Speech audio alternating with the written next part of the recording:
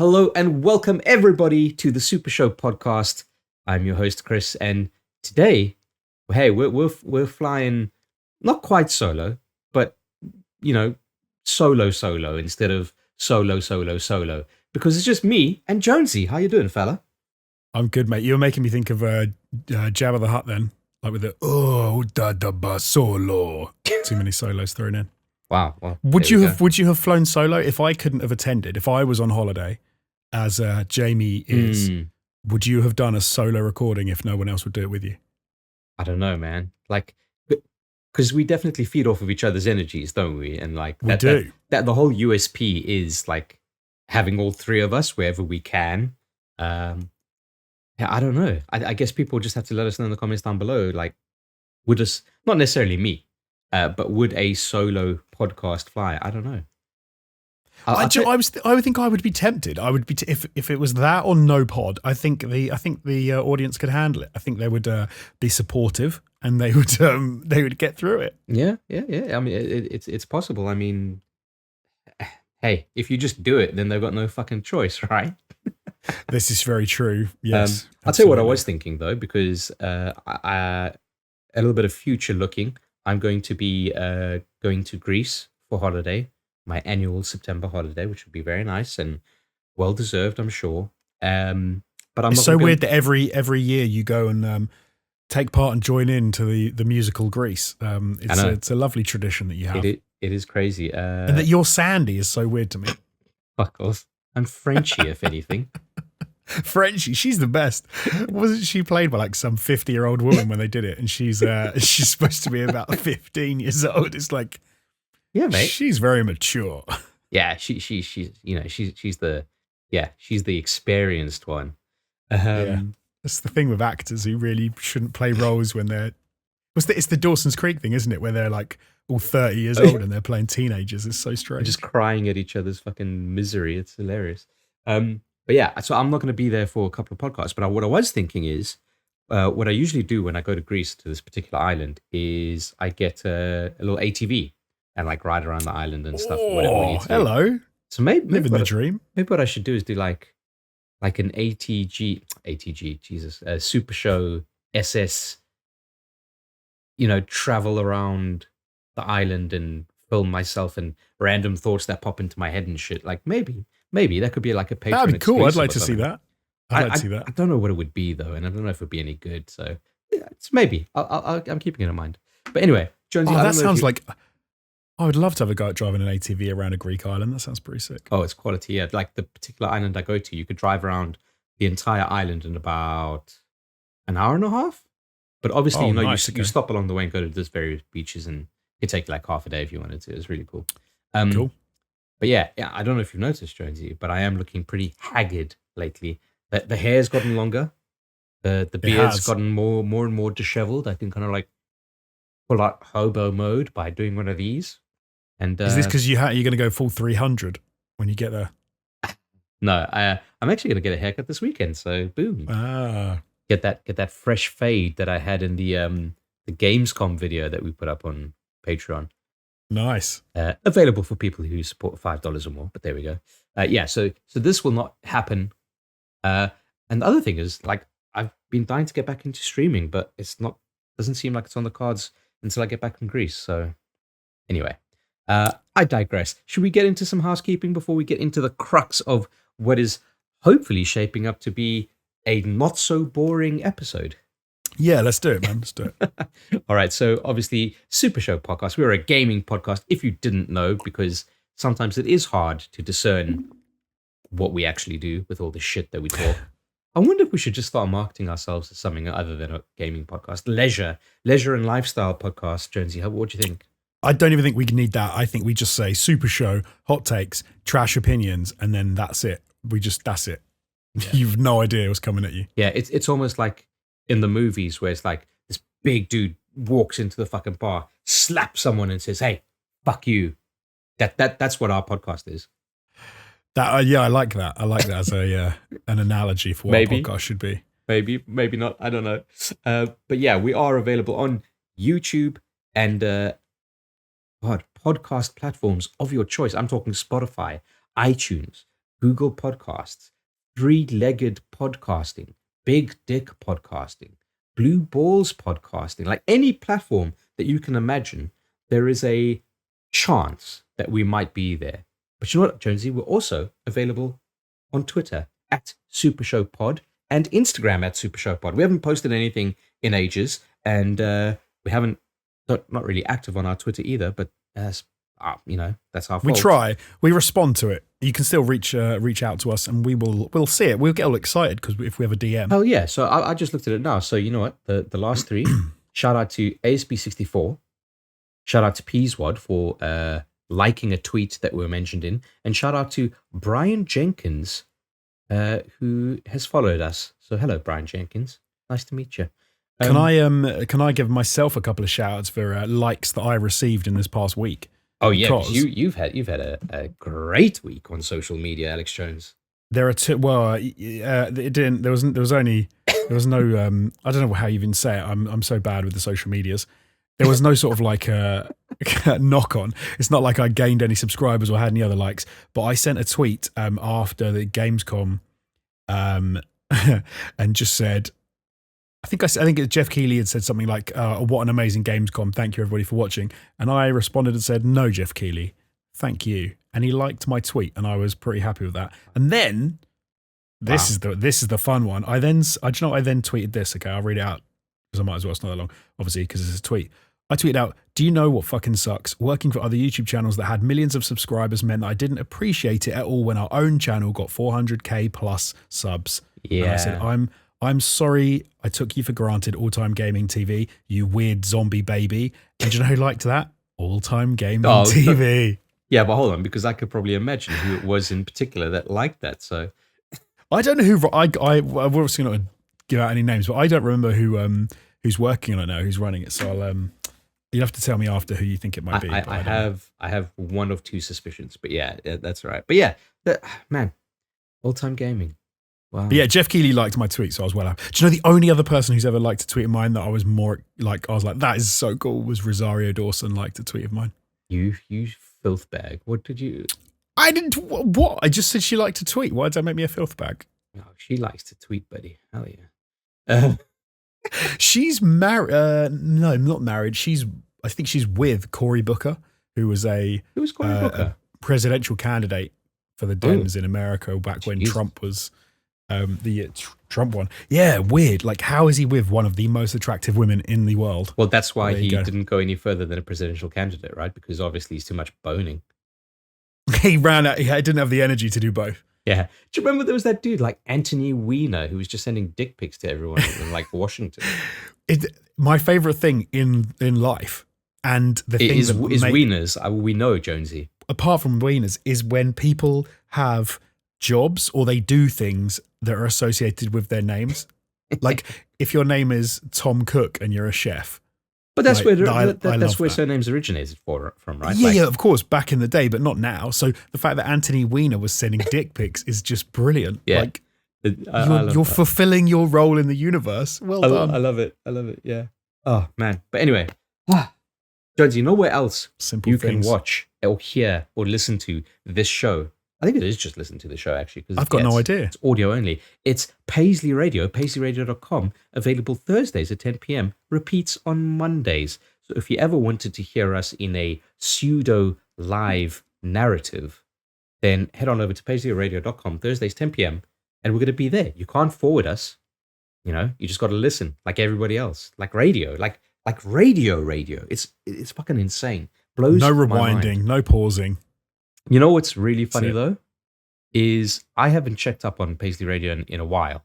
I know Big Witch is still he's a big fan, and we're big fans of you, Big Witch, if you're listening. But I wonder if we are actually still on Paisley Radio after all the shit that we've been saying. Of course we are. I'd love it if we haven't been on there for like the past 2 weeks or whatever, because I haven't checked recently. And it's been a few weeks since I've checked. I must admit, I'm going to check right now while we're talking. Must be right. Yeah. Anyway, as you go and find that out, Jonesy, should I give a bit of a sneak peek into what we're going to be discussing? I mean, I want to hear. Yeah, only about 9 minutes, 10 minutes into the fucking podcast before we explain what we're doing. This is here you go. So Go on, I'm gonna interrupt you because not only are we, yes, absolutely, we're still on Paisley Radio. The replay of last week's is currently playing right now. Of course, because we record on Thursday nights after 10 p.m. So, boom. Exactly. Here we go. So I'm gonna what a blast! Hit play. Yeah, maybe you should just pipe it through your headphones, and we can just call it a night. You know, just trick everybody. That would be funny. But no. So coming up in this week's show, Jonesy, have you heard of a little thing called Sony PlayStation? I have heard of Sony PlayStation. Yeah, well, they've got a showcase coming up. We're going to be discussing that. We're going to be discussing Horizon Zero Dawn. You may have heard of it. It's some indie game. It's pretty small, but you might have heard of it. I mean, on the off chance, you know. We're going to be talking about a little bit of Dead Space news, and yeah, we'll see how we go. We might have one or two news items after that, depending on our timing. Okay, but seeing as it's taken us 10 minutes to get to this point, who knows? All bets are off at this stage. But yeah, what do you think about talking about this PlayStation showcase, Jonesy, that's going to be taking place next week, Thursday? I'm always excited for a PlayStation showcase because I love PlayStation and Sony, and they don't give me enough of what I want. And so every time there's a showcase, it kind of forces them to show me more. So yeah, it's funny, isn't it? Because it's almost like the criticism that a lot of people had about, let's call it the first year of the Switch's existence, where the Nintendo Switch launched with these great games. It had great games around it, but there was very much a kind of lull in terms of content coming out in that first year. And I feel that PlayStation's kind of gone the same way. I guess it's to be expected though, right? Because they sort of build to a release schedule. They probably speed some people up to get games out there. They probably slow some down, you know. Yeah. And say, oh, we're going to kick out this game. It's going to be on PlayStation 4, but the 5's coming out, so it's also a bit of a release on that. They then kind of have, you know, other people trying to get the upgrades, the PlayStation 5 upgrade things out so that they can say, look at our great launch roster. You know, we're beating Microsoft, which is what, like, let's be honest, they're probably trying to do. But then obviously there's a lull in between what they've rushed forward and then what actually is then going to come out. I don't like it, Jonesy. We are in the year of our Lord 2021. Can I look if I can pull their finger out of their arseholes and just get shit sorted? I need my games, boy. But at the same time, if you need to delay your game to make it good, then I'm okay with it too. Fucking hell. Talk about I hope this. I don't think there's anyone. Well, no, that's bullshit. There will be people that this will affect the PlayStation thing. I would like to think we're in a post-crunch era, and that game devs will give people a bit of a break rather than just sort of like rinsing them to try and get a game out. And you know, I'm with you. I'm hoping that they take their time to get their games done in a good fashion. I think we are still firmly in crunch land, as it were. No, I think we are. I'm being optimistic. Although I think as a community, I think we are getting better. You know, the gaming community, we're getting better at kind of accepting, like, hey, delay a game to make it better. It's a good idea. You know? Yeah, blimey, look at Halo. Fucking hell, yeah. But anyway, Jonesy, next week, Thursday, it's going to be juicy. Now, yes, it's kind of annoying that we are talking about an upcoming show, but let me break it down for you, okay? Because next week is purely going to be on PS5 games. It's going to be looking at games that are releasing on the holiday and beyond. So holiday being like what kind of end of October, November, and December, getting ready for the Christmas dollars. It's going to be 14 minutes long, which is not insubstantial. And what is very interesting is that Sony themselves have come out saying, hey, fellas, if you're expecting PSVR 2, it ain't going to be there. Do you think they've said that purely based on the fact that there was news that got released about that recently and that's going to make people go, oh, a bit of hardware is going to be there, and they want to, I guess if they want to just focus on the PlayStation 5 games, they want to kind of knock that on the head early so you don't get them. And what's the thing? Managing expectations. Because if you think something like that's going to be there and then it's not, even if they have a pretty good show, you're going to come out of it going, oh, I can't believe there was no PSVR 2. That's rubbish. So they're just trying to manage the expectations. I don't know, dude. I mean, PSVR 2 would be really, really sweet, but I don't think anyone's going to be like, they didn't show PSVR 2. Fuck this fucking thing. You know? No, well, to some degree, maybe a little tiny. Well, it depends on everything else on the show, I guess. I'm going to do that if they don't show the PSVR 2, and I know they're not going to, so, you know.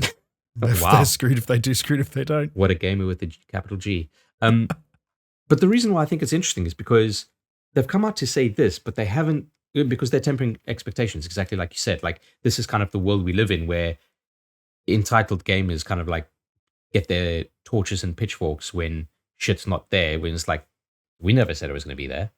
Yes. But so now they actually have to preempt it and say, hey, this thing in particular is not going to be there. But you know what they didn't say wasn't going to be there? Go on. God of War Ragnarok, baby. God of War 2 / It has to be, doesn't it? 2. It kind of does, because last year at the same time, and I remember it quite specifically, and I'll tell you why in a second, they showed off the logo and the word boy or some shit. Boy. Almost a year ago to the day, right?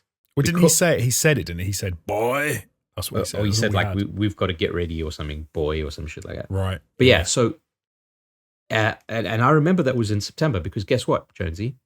I was in Greece on my September holiday. It. Yeah. And I dialed in to the Discord, the SuperShow Discord, to watch the show with our patrons and Jamie. But, you know, Jamie's an entity unto himself. So, yeah, and that's where I won £5 off of Jamie, because he didn't think that they'd show God of War Ragnarok. To be fair, I believe that your bet was a little bit more, like, because there was some questions over whether or not that constituted a win. No. Beforehand, we did stipulate, like, even if it was a logo reveal, that it would count. Yeah. Right, okay.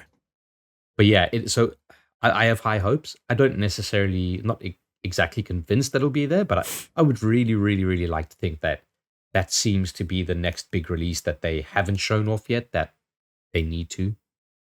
Well, like, realistically, they were talking about a 2021 release date that obviously got pushed to 2022. They don't have long left to start showing this game off before you are going to have people worrying the game's not even going to friggin' come out in 2022. Like, they have to show something.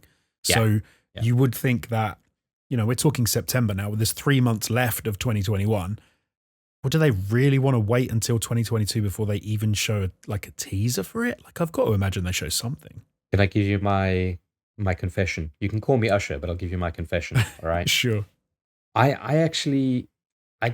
really, really thoroughly dislike this like long drawn out thing of like, hey, let's show off the game and early dev. We're going to talk about a news story a little bit later on where they've really fucking jumped the shark on it.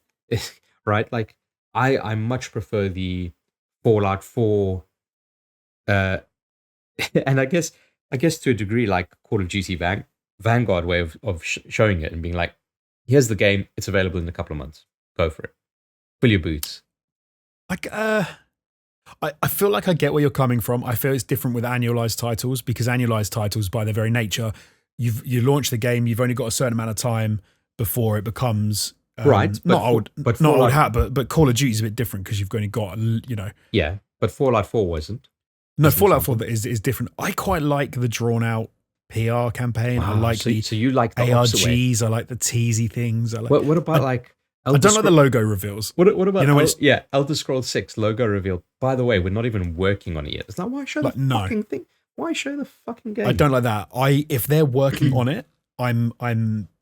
The first thing I like to see is like the teaser trailer. That's kind of the first thing I like to see.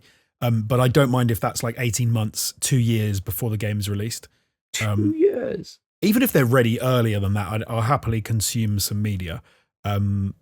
Yeah, it gets interesting when we move on to one of the ones we're going to talk about later, because it's like, is that, I don't know if I like that or not. I'm torn at the moment. But. Yeah. Right. Well, Jonesy, I mean, one of the other things that we can kind of like do here with this new story, because, you know, it has, let's be honest, okay? It's the lead up to the fucking marquee PlayStation event of the year so far. And there's not much news going on this week. I had to kind of like scrounge and scrape, but this is what we got, and we're working with it, and we're trying to make it as fucking entertaining as possible. But I want to hear your predictions for what may be at the show. So I think they're gonna hit us again with some more Death Stranding director's cut. They've been they've been like flogging that horse for a while. So I think and there's going to be a little bit more of that. Kojima has edited a trailer himself, which at least up to this point we haven't seen yet. Although I think he's been tweeting. Yeah, dude loves a tweet. I'll tell you what. What are your thoughts on the likelihood that God of War Ragnarok will be there? I think Ragnarok will be there. Like I said, it kind of has to be. I think if it's not, it has to be a teaser trailer as well, at least. I don't think it'll be gameplay. I think that's maybe a little early, but they can absolutely hit us with a cinematic trailer. Is it early though, Jonesy? Think about when no, it's not. It's not early, but think about when they first released when they first announced the like rebooted, well, kind of rebooted, God of War, the Norse God of War.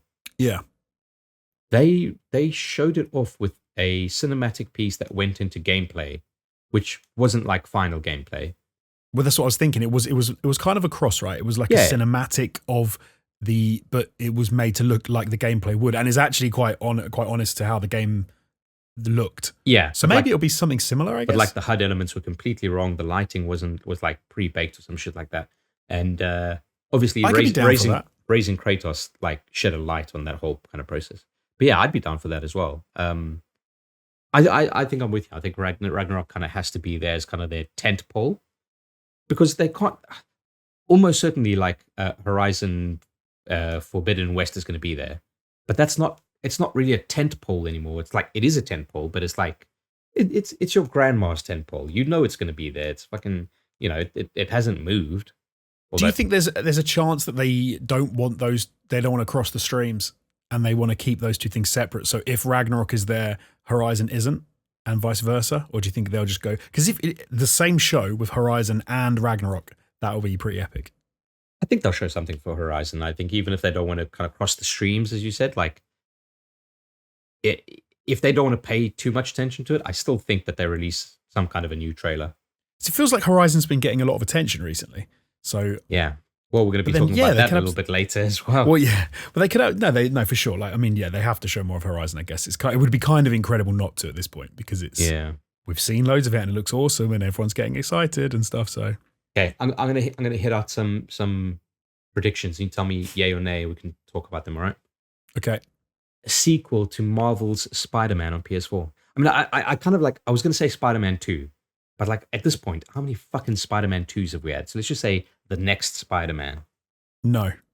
You don't think so? No, I don't. I think no, I think it's too early, and also I think that kind of maybe is bad timing because of the trailer release for the movie. Oh, No Way Home, yeah. Yeah, No Way Home. I reckon we won't see any Spider-Man 2 or whatever the sequel to Marvel Spider-Man until probably next year. So I don't think that'll be there. That's fair. Do you think we'll have a 20-minute segment with the developers of Marvel's Avengers talking about Spider-Man coming to the game? And oh, that's okay. Yeah, there will be something there with Marvel's Avengers. I could just imagine the trailer like with like the suit and the fucking the webs coming like, and then it's like, and it was like, oh my god, it's Spider-Man 2. It's like, no, Spider-Man's still coming to Marvel Avengers, guys. The 200 people that still play it on a fucking weekly basis.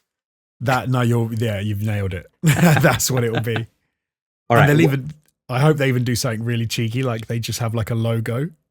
So it just comes up and says Spider-Man, and everyone goes, oh, and then it's like Marvel's Avengers, and then it's like, no. Everyone gets excited and then just dies a little inside. I would laugh my ass off. All right, what about something from Rockstar? Because obviously, previously we reported on the GTA trilogy. Now, yeah, Rockstar like to kind of like reveal their own shit, but I think it's a definite possibility, I suppose. But at the same time, I think it's like too early, and it's not. I can see Rockstar getting Sony to show that off, but at the same, I think it's maybe too early, because we were talking. It's GTA 3 is going to be the one that, for me, will be the best thing to look at, because it's going to be the sort of, they're going to have to remake that, right? Yeah, it's not just like a remaster. But I kind of don't think so. I think it's too soon. Can I just give a word of warning to people hoping, the clowns, the whole meme about a clown putting on the fucking makeup. Oh, here's me waiting for XYZ. If you think that GTA 6 is going to be revealed in any way, shape, or form in a Sony show, no. There will be a trailer for the trailer of GTA 6. Yeah, and there will probably be a trailer of that website. Yeah, on Rockstar's website. There'll be trailers to lead to trailers to lead to trailers. It will be countdown to the release of the countdown of GTA 6, and that will all be on Rockstar's own website. How did we get here, Jonesy? How did we get to the point where trailers get released for trailer? The trailer's dropping tomorrow. It kills me. The world's biggest event in games. Yeah, the world's fucking We announce. biggest ding dong. Yeah. All right, what about Elden Ring, Jonesy? People saw gameplay of it. 16 minutes of fucking gameplay, and we weren't invited. This is a travesty that of all. I mean, Jamie took it really hard. I mean, that we don't. I don't want to get into the incident, but there's a reason why he's not here today, and it may be from software related. Elden Ring. I mean, it kind of makes sense because so what often happens with these little behind the scenes things, just for people who haven't heard us talk about before, is they'll often show that stuff off and then they'll show it, they'll make it public for everybody like a little while after that. So it's very possible that they do a bit of a cut of that and then they show it off. Yeah, I don't know if I think they will. As a possibility, I suppose. I think it's highly likely for what it's worth. Do you know what? Okay, here you go. I'm going to super random outlier. Cyberpunk 2077 will have, because they're sort of doing some stuff at the moment, like DLC / PS5 version. Yes, because so the PS5 version was supposed to be released by the end of the year. We know that. We also know that CD Projekt Red have actually hired some modders, some CDPR, some Cyberpunk modders, to actually help with mod integration and things for the PC versions, which was sort of announced this week. They've also released patch 1.3, which we talked about last week, which is sort of the first time we've seen them maybe dabbling with things outside of problems with the game and trying to introduce more stuff and trying to be a bit more like push the envelope with that game. And I did see a few Reddit posts where people were sort of suggesting, is this the point at which CDPR manages to transition Cyberpunk from a car crash into, is this the next No Man's Sky where everyone talks about the turnaround? And if that's possible, then I think maybe that starts with the announcement of some looks at the console generations, like the PlayStation 5 versions. Yeah. And if this is PlayStation 5, I think we could see some Cyberpunk 2077. So that would be a pretty sick. I would enjoy that. I've got some love for them still. Have you jumped into it since it hit 1.3? No, like I've reinstalled it a couple, so I got the PC version. I played a little bit. I think when I talked about it like a month ago or so, but I haven't had a chance to hop back into it because I know that I've got a decent stretch to get back to just where I was at on the PlayStation. Right, yeah. So I know I've played all this before, so I know what's going to happen. I've got about 6 or 7 hours to get into, so I'm just waiting for some time when I can sort of get that done quickly. Yeah, fair enough. Which hasn't happened yet, but yeah, for what it's worth, I just haven't managed to find the time. I've been busy playing another game, which we'll talk about a little bit later. All nice. Right. I know some people are kind of like hoping for a Bloodborne PS5 patch, which I think it could be likely. I'm not entirely sure. If we're just following on from Software's Elden Ring. Anyone waiting for Bloodborne 2, you're a fucking idiot. I hope I'm proved wrong, but there you go. But Josie, Bloodborne PS5 patch would be interesting actually, because one of my peeves with that game. It's something that I played a bit of and wanted to get into, could not get into it, didn't really find my feet with it, but it looked ugly as sin. Interesting. And if they, but having spoken to people that I appreciate their opinions, like you, Jamie, and Martin Ruffle, and people like that who talk about Bloodborne in sort of very positive ways, it's a game that I'm sometimes like, maybe I should try it again. But it's so goddamn ugly that I've never wanted to. But with the PS5 patch, I could be persuaded. Yeah, but hold on, Jonesy, because you've got one of the best looking games on the PS5, which is a From Software, Blue fantastic game, absolutely fantastic game that I have not played for about a year now. That is shocker. That is a proper shocker. Of course, talking about Demon Souls, which that's going to be the first thing I play when I get a PS5. Oh, it's fantastic. It's really good. Like, I genuinely love my time with it. But it's a FromSoft game, and you need just playing the same bits again and again, dying again. Are you saying that that's shorthand for not a Jonesy game? Yeah, like it's not a Jonesy game, but it's got so much to love in it and so much to appreciate. Like, I would love to say that there's a weekend or like a week, maybe in a year or so, when I can sit down, get back into it, and try and crank my way, through some more of that game. If you want motivation to get back into it, watch No Clip's documentary on the making of the Demon Souls remake. It's fucking great. It's so good. Okay. It's an hour long, so watch it at 1.5 to 2 times speed. But it's totally totally worth watching, dude. And it'll definitely get you amped up to go back into the world. Yeah. Okay, last thing on this topic, because I know people are maybe getting a bit bored of it. What do you think? I like each show needs to have a one more thing moment. Yes. What is that one more thing moment? Because I would imagine that tentpole would be Ragnarok, and then potentially Spider-Man 2 would be the one more thing. But you said you don't think Spider-Man 2 is going to be there. So what do you think? No, I don't think Spider-Man will be there. Oh man, it's tough. Putting you on the spot, baby.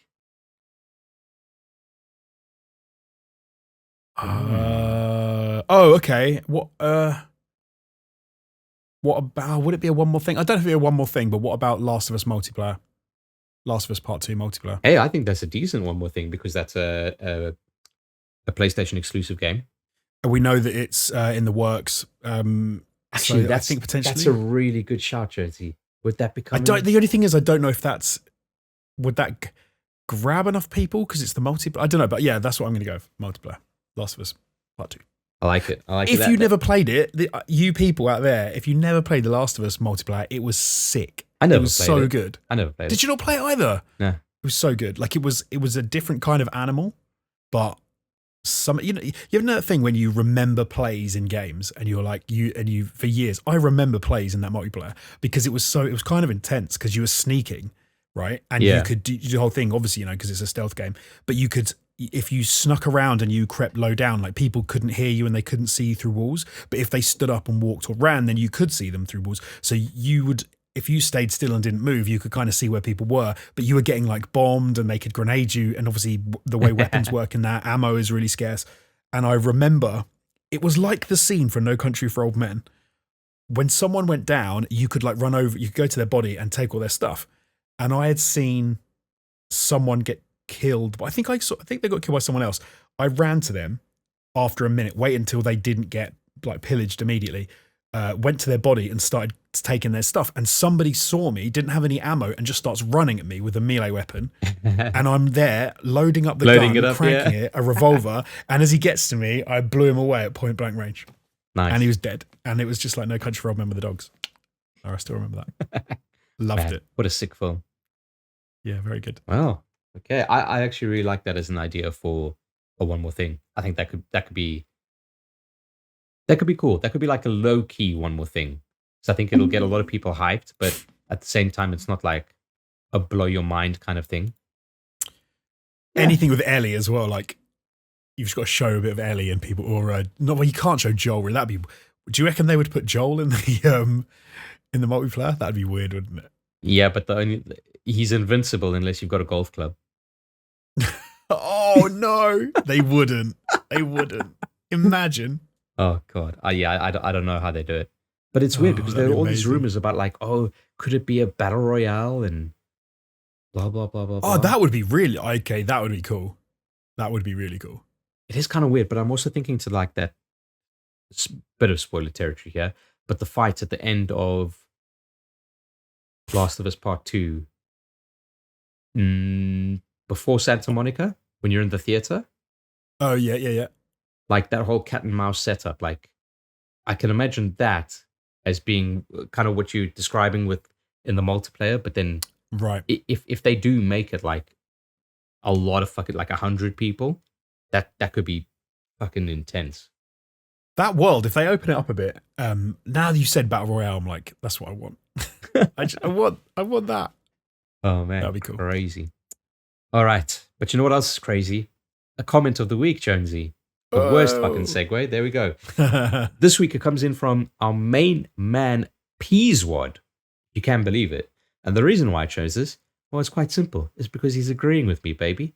He says, I'm with Chris. With the way games have shit the bed recently with bugs and delayed releases, I'd much rather aspects came out later than forcing an even deeper push back.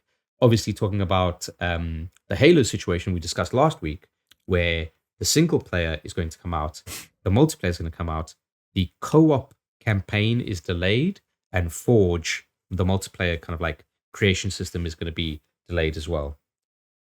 So yeah, no, I mean, that's fair enough. I can see what you meant. I can see why Peas would agree with you. Like, I'm still not a big fan. Like, I still think it's kind of like a weird, almost like a not like obviously not like pre-order, like what I mean, like a early access kind of deal. It feels in some ways, and it's a little bit of a slippery slope, but I can see what he means. It's kind of better to have something that's done well and wait for some other stuff rather than just like get everything crap and then go, what have you done? And I think they're not doing it like, from my perspective at least, it's not like they're saying, oh, well, we're going to release the campaign, but it's only going to be 2/3 of the campaign because we haven't finished it.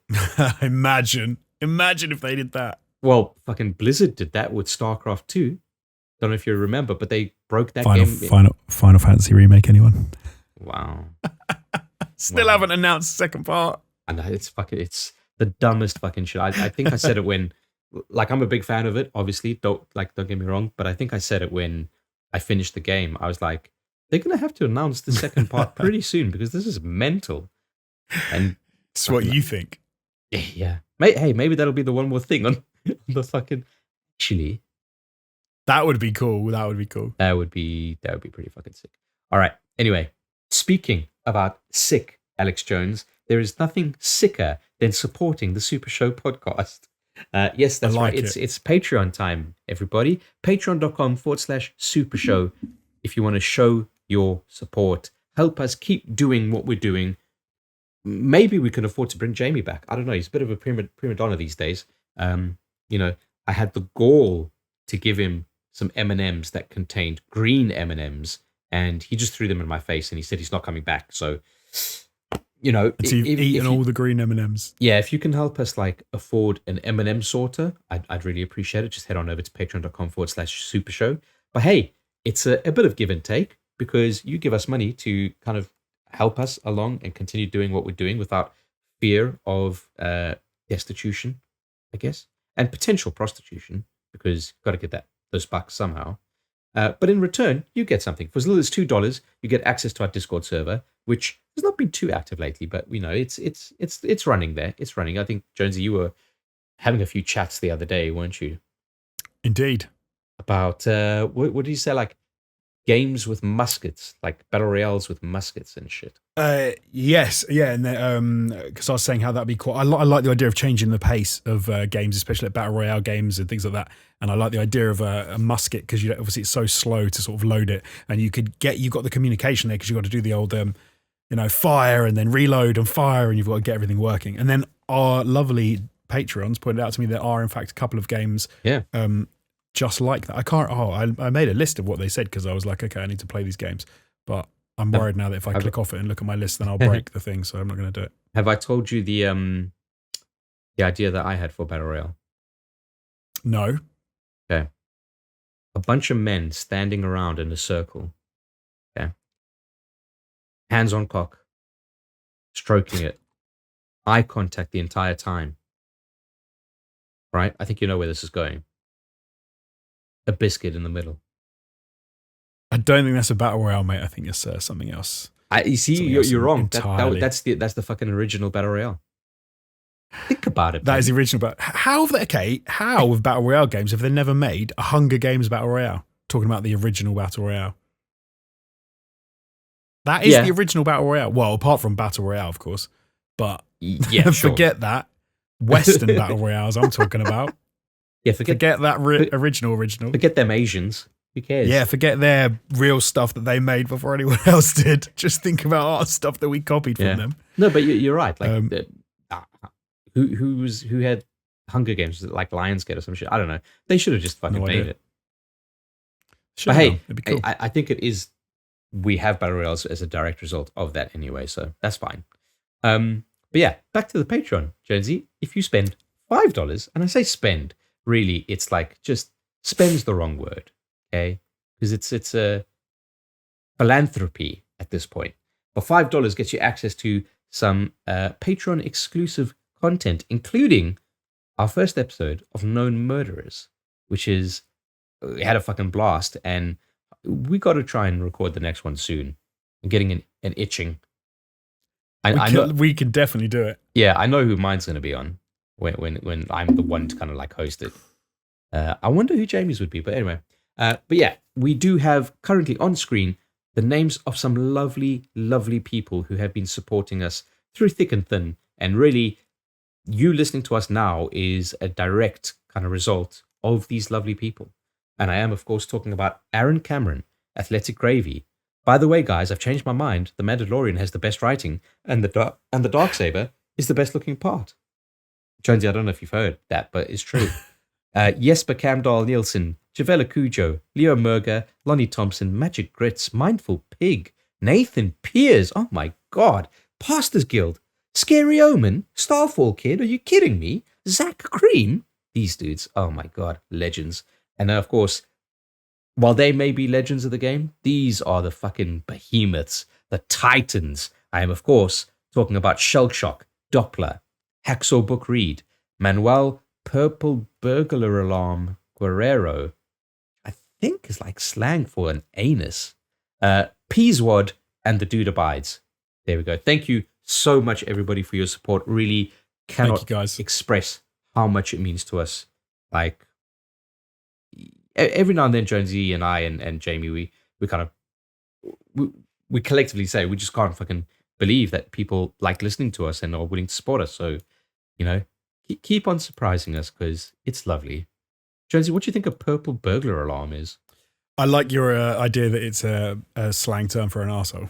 I'm kind of thinking like, you know, when purple burglar alarm. An A-list is like just about to become prolapsed, like that, like on the verge. No, I don't think it's that. I think it's like you've been out for a lovely curry, and someone says, "How's your anus looking this morning?" You're like, "Purple burglar alarm, mate." Not good. God, can go off at any time. I like that. Actually, I like that. That's cool. Well, Manuel Guerrero, be sure to let us know what it does actually fucking mean.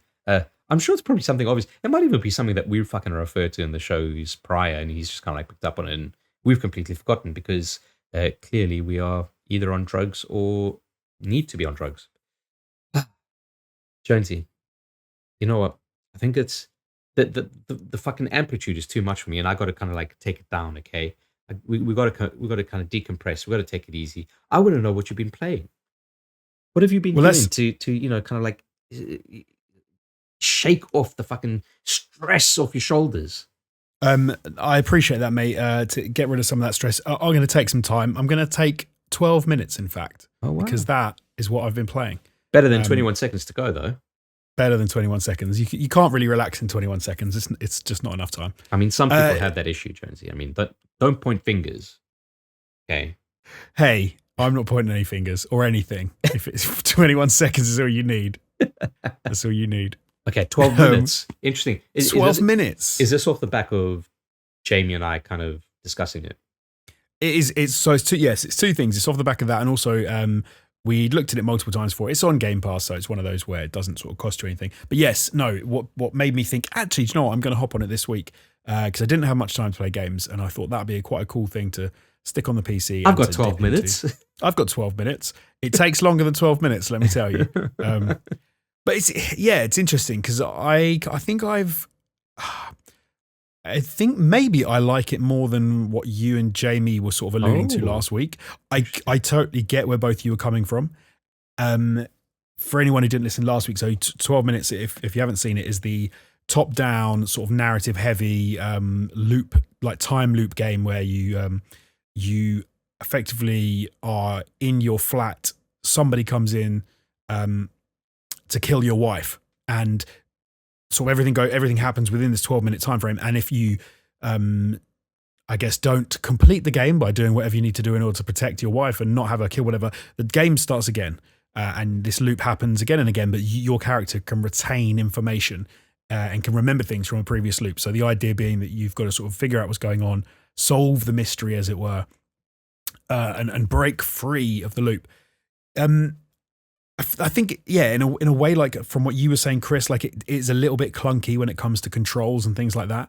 There's also a lot of there's jank in the game, like clearly.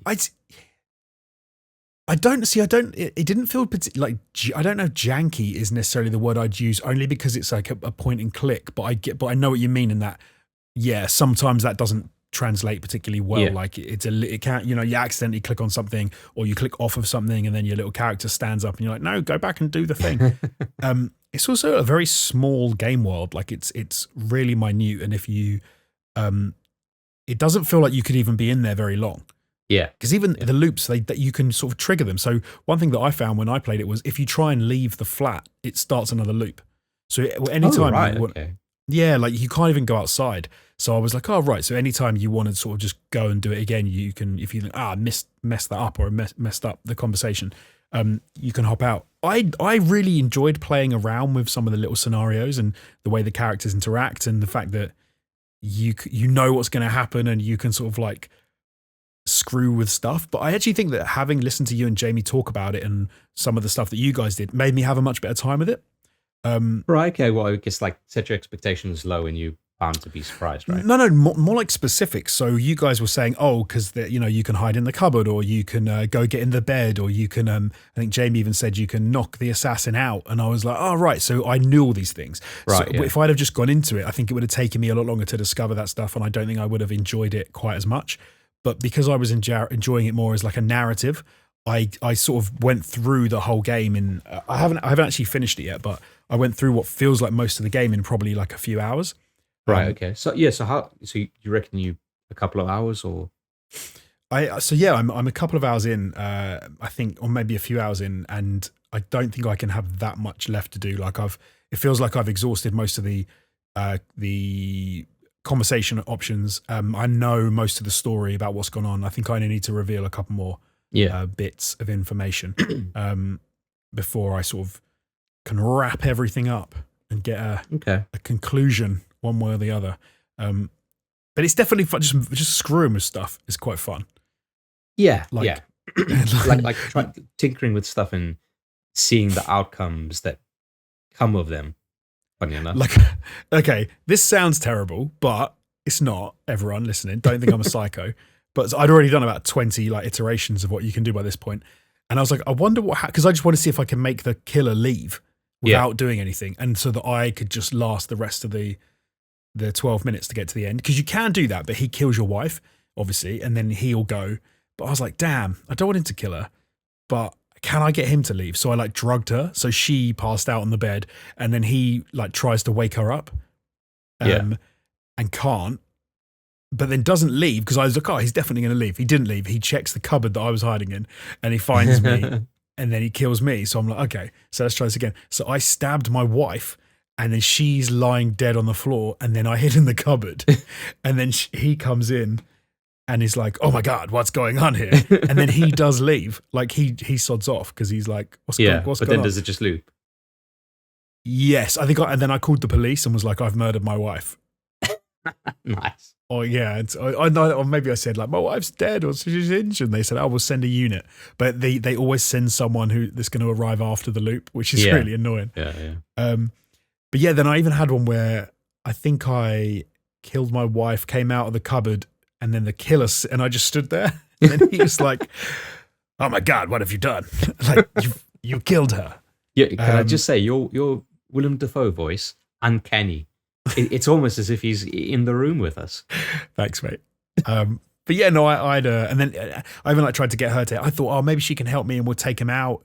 He's killed me so many times at this point. He just anything I do, he just strangles me. I'm like, he's really annoying. Yeah. I always used to get away. He'd just punch me and there'd be blood all over the floor and it would just continue looping.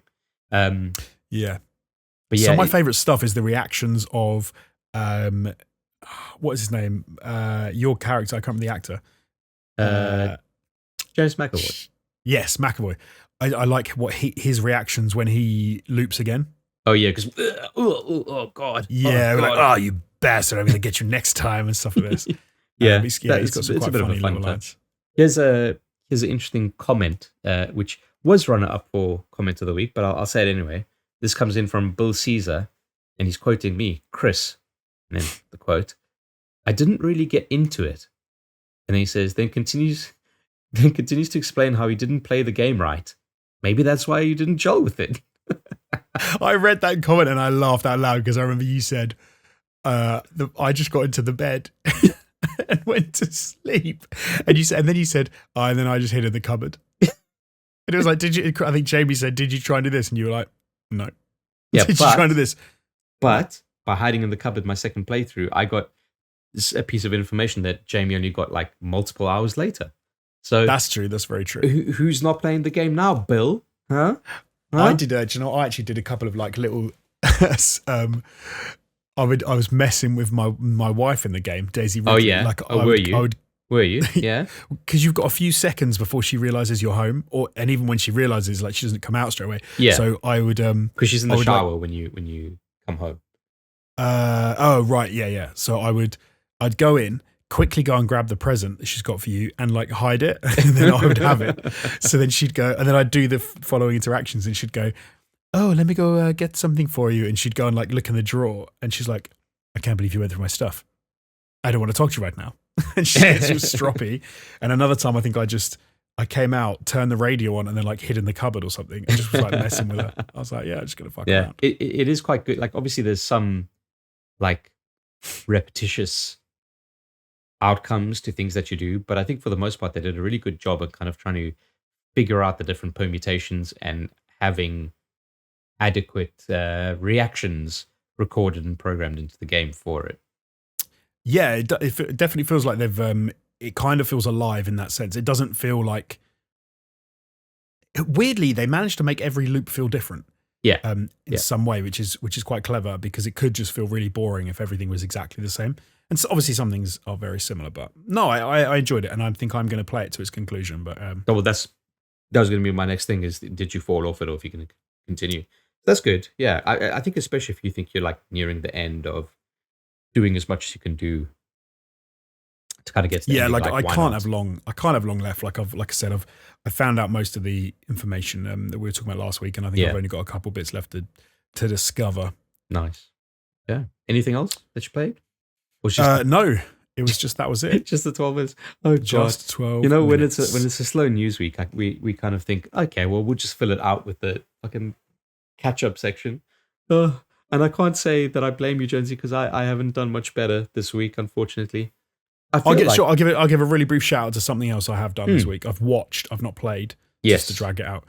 Lower Decks, which I watched a bit of back when it first came out, and then I hadn't watched for a while, and I've jumped back in again, which is the animated comedy on Prime, Amazon Prime, based in and is canon, the Star Trek universe. It's canon as well. It is canon, yeah. It's wow, canon. Okay. Apparently it's canon, yeah. Crazy. Yes. But no, it's a lot of fun. If you haven't checked it out, it's on Amazon Prime. Go and have a little watch if you're a bit of a Trekkie like I am. Is it accessible to non-Trekkie fans? Yeah, I think it is. Yeah, like there's a lot of Trekkie humor. Not like detailed stuff, more like kind of obvious Trekkie humor, which I think most people can get. But even if you don't get that, like, it's just fun anyway. It's very kind of Family Guy-y or one of those sorts of things. Is it quite maybe not Family Guy? Is it quite slapsticky? Yeah, yes, but not. I'm trying to think what it's more. It's not. I suppose it's not that Family Guy, but I'm trying to think what it's more like. It's one of the. Do you know as well? It's like a 12. It's rated 12, which I guess is like the PG-13 kind of equivalent. Yeah, sure. You could watch, like, I've watched a couple with my kids in the room. They don't care about it because they're not that into it, and you can kind of watch it. Then the next episode I watched, someone got like their face ripped off, and I was glad that the kids weren't in the room anymore. Wow. But so it's that level. It's not like adult humor. Yeah. Okay. But it kind of is. It's not also kiddie humor as well. It's cool. I have one more question before I decide to watch this, Jonesy, on your recommendation. Are there tribbles? They mention a tribble in one episode, I believe. No, not good enough, mate. I'm out. Sorry. I'm out. Nah. I need tribbles. Have they got the Gorn? They Gorn do appear. Wow. They do, because this is the other thing. They do some fun stuff. So if you are a Trekkie, they bring back characters from like the Next Generation, and also I guess from TOS as well. But they do fun things with it. Like they'll talk about, oh, we've gone back to this planet where the Enterprise came before and solved all this issue, and then the Enterprise went away, but now the people have got this same issue again. Oh, right. And they haven't solved it. It's, if anything, it's slightly worse. And like, oh, that damn Enterprise, they just go around like thinking they solve everything, and then they didn't. But it's a fun show. Well, that's a nice cool kind of like spin on it, I guess. And because it's official, it's cool as well, because everything's like the uniforms, the ships, everything's official like that. So yeah. I like that. Interesting. Well, Josie, if you're wondering, I have also been very lax. I've only played one game, much like you, and I only have one television thing to talk about, much like you. Oh. So, which one do you want to hear first, the game or the television? Let's keep it TV and then go back to the game. Nice, I like it. I've been watching 9 Perfect Strangers, which is also on Amazon Prime. Is this like Naked Attraction? No, although that's a great fucking show. No, 9 Perfect Strangers, and it's interesting because I don't actually like the show that much. Okay. But it's following this kind of like almost what's become now a subgenre, following on from The White Lotus, where it's a subgenre of rich white people go to exotic getaway locations and their lives are a mess and they get fucked with in some way. What? So is it reality TV? No, it's not reality TV. It's like scripted television. Oh, okay. Weird. So the idea of rich people go to Hawaii or somewhere. Rich white people. Rich white people go somewhere fancy. Yeah. In this case, I think it's meant to be Australia, or it's filmed in Australia or something like that. Right. But yeah, so they go to a getaway, and they're rich people, but they have problems because, of course. And then the people like running the resort or whatever it is, they just fuck with them somehow.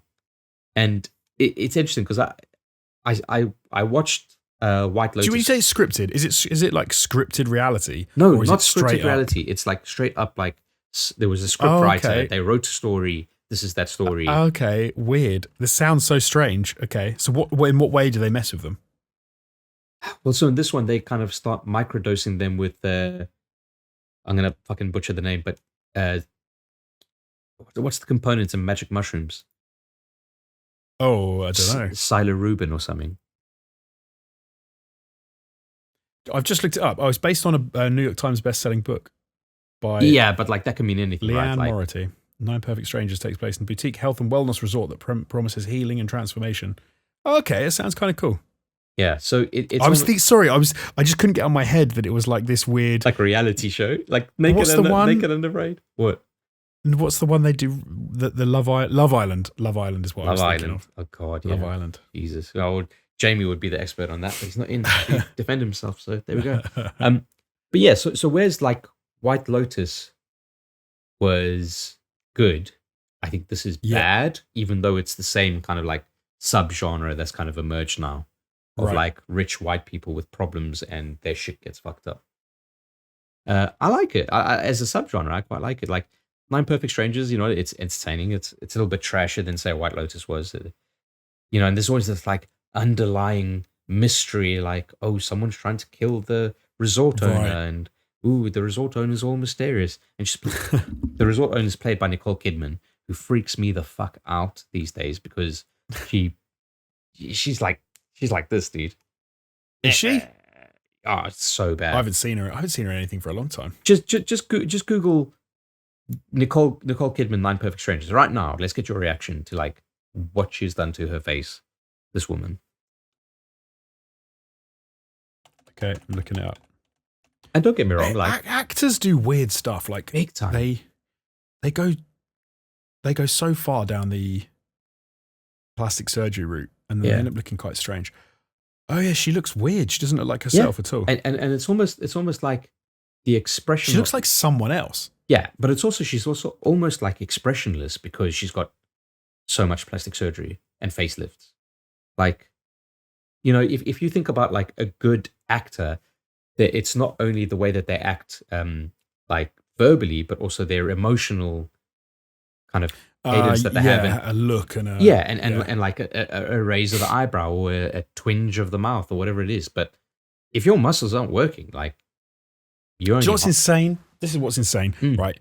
The like very wealthy, some of the most attractive people in the world, actors and things, still that insecure that when they get to like 50 plus, they feel like they need to, or they do need to do all this crazy stuff just in order to keep themselves working. Otherwise, no one will probably hire them to being anything ever again. And shocking. But I can understand the state of the world, the state of it. But I can understand that like worry, right? But what I can't understand is kind of taking it to that degree that Nicole Kidman has taken it to. Like, don't get me wrong. I don't think she's gone mad. I think she's I don't think she's taken it too far at all. What's the cat lady? Okay, but I mean, come on, dude. She looks like a normal human being, but she just doesn't look like Nicole Kidman, which is kind of weird. Which is Renee Zellweger had the thing a few years ago where she still looked like a normal human being, but she just didn't look like Renee Zellweger, which was kind of odd because you looked like another person. And like they could have genuinely swapped them out. Can I give you? Would you know if they hadn't swapped her? Can I let you in on a little secret, Jonesy? Yeah, sure. I'm not actually Chris. I'm Jamie, and I've had a facelift. That is amazing. A little bit of a nip and a tuck, and boom. There you go. There you go. That is impressive. Yeah, the modern miracle of One of the ones for me recently was kind of odd. And again, this is not to have a go at other people. Like, I totally get it. I know people that have had surgery and all sorts of stuff. The cast of Friends reunited. Oh, God, Did you watch that? Yeah. And I'm a fan of all those people. I thought Friends was great. They all look so weird when they were sitting on that sofa. Courtney Cox as well, like, Jesus. I think all of them looked... The only one who didn't look that weird was Joey. What's his name? I can't remember his name. Matt LeBlanc? Matt LeBlanc, yeah. But I think the reason was because he'd just gotten a bit old and a bit fat. Like he looked like a normal person. Yeah. But the others all looked younger, but kind of weird because they all had loads of work done, I guess. Yeah. But it is strange, man. Like, I don't know. But hey, that's Hollywood for you. Who knows? That is Hollywood. Jonesy, who knows what goes on in the mind of the Hollywood elite? Do you know who knows? Hold on, because I was going to say, people can now watch this back when we're still doing the podcast in the year 2050, right? In 30 years' time. Oh, and we're all like when our faces are like all over the shop. I don't know, mate. I think like I'm gonna have the George Lucas like neck waddle coming out. I'm convinced that's happening to me. Dude, I would have that done. I would have work to get rid of that if I had that. Just tuck it up behind my ears, just like loop it over like headphones. I'd wear like a really tight neck thing. I'd just put like an elastic band around my neck. Turtleneck. Just wear turtlenecks all the time. Steve Jobs it. Steve Jobs it, yeah. But you ruined my perfect segue. I'm so sorry. Because I was going to say, who knows what's going on in the mind of the Hollywood elite? I'll tell you who. The Psychonauts. That's who. That's right. I've been playing more Psychonauts too. And it is shaping up to be my game of the year. That's how fucking good it is, Jonesy. It's an enjoyable romp. Lots to do, lots to collect. Maybe too many collectibles if you're into that kind of thing. And I'm really enjoying it. Really well written. Really kind of like, in a way, subversive in how it's written. Like it's very intelligent, very smart in the kinds of things it's trying to say about, let's say, mental health. There's this one mission where you got to do mental connections, and there's a little mini puzzle where you got to. It's almost like Inception, where you go into someone's mind, and you need to change the way they think on a specific outlook or their life outlook to get a different outcome to something that's happening. So the kind of like the woman in charge of Psychonauts, like the GM, let's call her, of Psychonauts, doesn't want the interns to go on this dangerous mission. So you, as an intern, go into her mind and mess around with her risk mental connections and what it means. And you trying to say, so the mission takes place in a casino. So you take her risk idea, her risk cloud, and you mentally connect it to another cloud that says money. And then she's like, I'm going to take a risk and I'm going to go gamble. And all the kids are coming with me. Like that kind of thing. That's really cool, man. I like that. It's really kind of like subversive in terms of that. I really like it. I really, really like it. And I think I know you said you tried Psychonauts 1 and you didn't really gel with it because it wasn't all the game. And that's fair enough. But yeah, I'd say, I still think there was, I could see there was stuff to like in it though. Yeah. It's one of those where you're like, oh, okay, I can see that if I'd have played this at the time, the game mechanics and the way the game plays wouldn't have been the hindrance, and I probably would have got into it. Yeah. So I'd be interested to see more of Psychonauts. Try it, man. It's Game Pass. It's free. Free. You pay for Games Pass, but you've got Games Pass, so it's free. I'd be interested to know your kind of thoughts on it. And maybe it's just me being a little bit crazy, but yeah. Without playing anything else this year, I would say it is my game of the year. That's cool, man. That's good to hear. Although that's a little bit of an unhanded compliment. If I hadn't played anything else this year, it would be my game of the year. No. What I mean is up to this point. I know what you mean. Yeah. Like, yeah, okay. If I had never seen anyone else, she would be the most attractive woman in the world. It's not wrong though, Jonesy. Yeah, that's good. I like that. Can I bring the tone down a little bit, because I completely forgot that I did watch something else, and I wanted to just say how rubbish it was. Oh, I'm all about fucking trashing on shit, so let's fucking go for it. I'll try and be brief. I watched the movie finally of Snowpiercer, which is right, okay, with Captain America himself, Chris Evans. Chris Evans. And it's based on the French graphic novel, I believe. Yes. It's a very good looking film. Like it looks fantastic. It's got some cool like set pieces and some cool ideas, and it's almost like you can feel what they were trying to get at. And Tilda Swinton's in it, who I love. Like I think she's fantastic, and whatever she plays, like she just seems to grab every character by the balls and just do something with it, and which I like. And I like what she did in this as well. But the plot and the is kind of trash. Like I didn't enjoy it. It was one of those where I watched it and was like. Was it the actual plot that annoyed you, or was it kind of the setup behind like the world and what's happening? To be fair, it was both. Is it the macro story or the micro story, Jonesy? It was both, and it was also the world in and of itself. So okay, I'm sure people have already all seen it out there, but if you haven't seen it, it immediately made me think of Metro, right? The game, because it's. Like that's what you're gonna think. And it wasn't that. And very early on, you realise, oh, it's not like a big expansive world like Metro. It's literally one train. The train is not very long, but they're supposed to. They want you to believe that that this is the whole world and everyone lives here.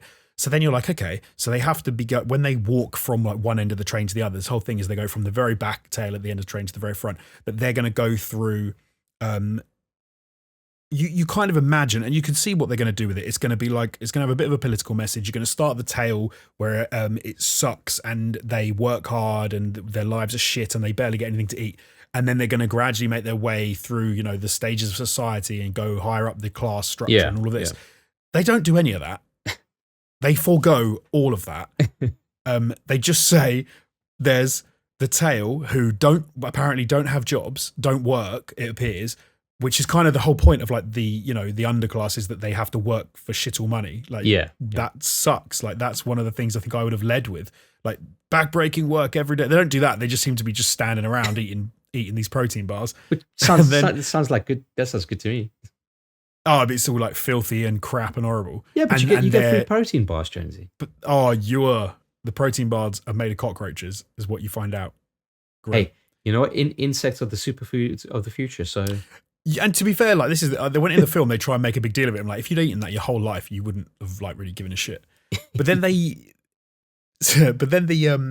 then make their way from where they live. They're like, we're gonna take over the train revolution. It seems like really quickly they just end up in super upper class. Like no one has a job, everyone's just a drug addict and wears fur coats. And you're like, where's every other strata of society? Like I thought you were going to give me a social message, and you've gone straight from like the lowest you can think and the horrible scenario to all these druggies. And they don't live anywhere apparently. They just all like float around in this club. Like there are no rooms, there are no beds, no showers. There's like 4 people that work on this whole train, and there's supposed to be like thousands of people that live on it. They have dead chickens and like sides of beef hanging up, but no live animals. That's kind of weird. Where are they finding the chickens? Yeah. Anyway, you get all through that crap. Then the payoff, like the twisty twist and everything, is just shite. It's not enough. And like I said, I'm not going to drone on in case I know. But yeah, it was one of those where it looks great. It's got good actors. It's well written. Like the writing's fine. Yeah. But the plot itself is just kind of boring, and the world building is almost non-existent. And they do some lazy ass stuff where they throw twists at you where they go twist, and you're like, I already knew this was the thing. Like it's so obvious that you were going to do that. Yeah. But then they don't. Then they don't even do that. They don't even do an M. Night Shyamalan and like it was the plants. They don't even do one of them. Like where you're like, that is mad. They don't do that at all. They just kind of go. I really want to give away the end now, but I don't know. Do it. The movie is so old, dude. Okay, so they get to the whole way to the end. Ed Harris, who's the train driver, says, "Oh, you weren't supposed to make it this far." the whole plan was the guy you thought was on your side, who was really on my side, who was leading you to do the revolution, because it basically turns into the Matrix. It's the architect going, Neo. There are two born into the Matrix. There's the architect and there's the, what's her name? The Oracle. The Oracle, yeah. And the Oracle leads Neo to the architect, and then the architect, and then Neo decides to become the first man inside the Matrix, and then they rebuild the whole thing. That's literally the plot of this movie. But they mess up because Ed Harris says, you weren't supposed to make it this far. You were only supposed to make it to that middle carriage, and then you were supposed to die, or 74% of you were supposed to die or survive or whatever, and then you were supposed to go back. But then he's like, oh, but it's actually good you're here because you're supposed to take over as the train driver because I'm getting too old and I can't do it. But I know that you're going to carry on in my vision to keep everyone safe. Because, without a leader, look what happens to them. And they're all there like causing a ruckus. Causing a ruckus, an understatement. But whatever, they're killing each other. So then Chris Evans is like, I will not become the architect. I will save the day. I will save Zion, which is like the Matrix equivalent. But he doesn't. He gives the match to the girl or the kid who sets the bomb on fire that blows the train up and kills everyone. He's Neo if the Matrix actually blew up and everyone died. I love it. Josie, then, can we start a movie review podcast with you? Because at the helm, so he's just ruined it. So do you know what he's proved Ed Harris right? Yeah. Ed Harris was right. Like he should have stayed on the train. Then the film ends. This is my favorite part of the whole movie. The film ends with a 5-year-old kid, boy who's left, and a 17-year-old girl. Right. That way round, you realise that girl has about maybe 20 years, if she's lucky, of childbearing left in her, and they are the only two people left on the planet. She's going to be sleeping with a 5-year-old. Like as soon as he can do it. Josie. She's gonna, because they have to repopulate the planet. She can't pop out enough kids, right? At least if it was the other way around, you could rationalize men stay fertile until they're like 100. So at least the guy could wait until she's 18 years old, and then it's like adults. But in this world, she's older, so they have to start going as soon as that kid is ready. So this kid at 11 or 10 is going to have to start getting her pregnant, which is a grim way to end a movie for one. Then what do they do? This is, I had an argument with my wife about this because she said I was full of shit, but I'm convinced I've heard this. They then see a polar bear like on a cliff because the whole world is frozen, right? So they get out of the train. It turns out the world is not as cold as it was, and they can live outside the train. They see a polar bear, and the polar bear looks at them, and they look at the polar bear, and this is supposed to be the point at which you realise, the world can sustain Earth again. They can rebuild. So you've got in your mind that this pedo lady's going to be sleeping with a 10-year-old boy, but then you realise, hold on, polar bear, one of the only animals that actively hunts human beings for food. And these two people have never been in a life or death situation where they have to survive. The polar bear is going to eat those two people. I love that. Like, why wouldn't it? Please start a movie review. I fucking love it. It's you're absolutely right. It is. And I was angry, and I was like, well, they're getting fucking eaten by an 18-foot polar bear, which is going to think that they're a snack before it goes and chows down on some seals. Like, what a stupid film. And my wife was saying, polar bears don't actually actively hunt people. And to be fair, she was right. They don't. But it bloody would if it had never seen a human before. And if it's hungry enough, Jonesy. If it's hungry enough, it would, absolutely. And then she was like, well, it would eat all the people the dead people on the train first, surely.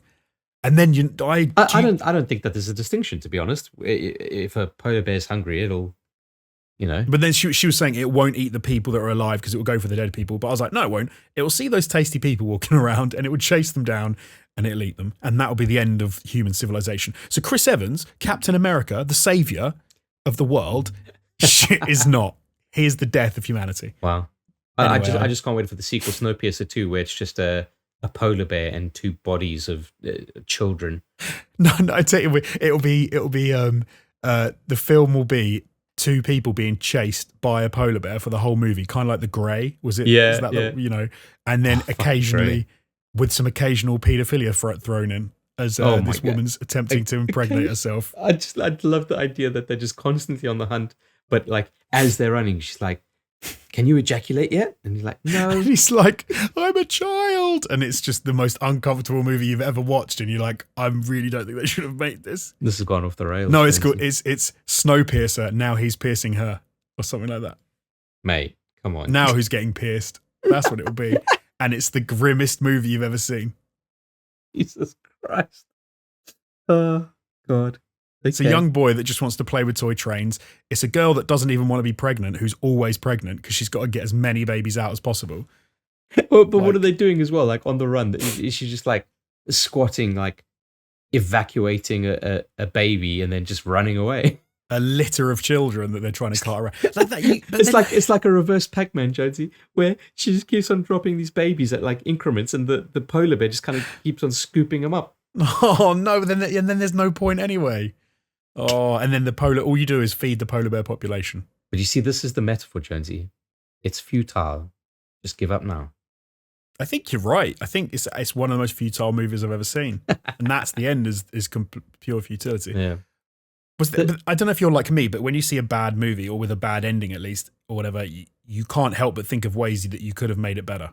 100%, and not only that, like I think I'm with you where I do get physically and emotionally angry at bad movies, especially when they've dropped like the cast like they had in this film. I can't remember this. It's there's like the woman from the new Witches movie. What was her name? I can't remember her name. What, Anne Hathaway? No. The mum, the sort of she's a bit heavy, like the black mum woman, the Nan, sorry, of the little boy. I can't remember her name. I've seen her in a few things. Like she's good. She is.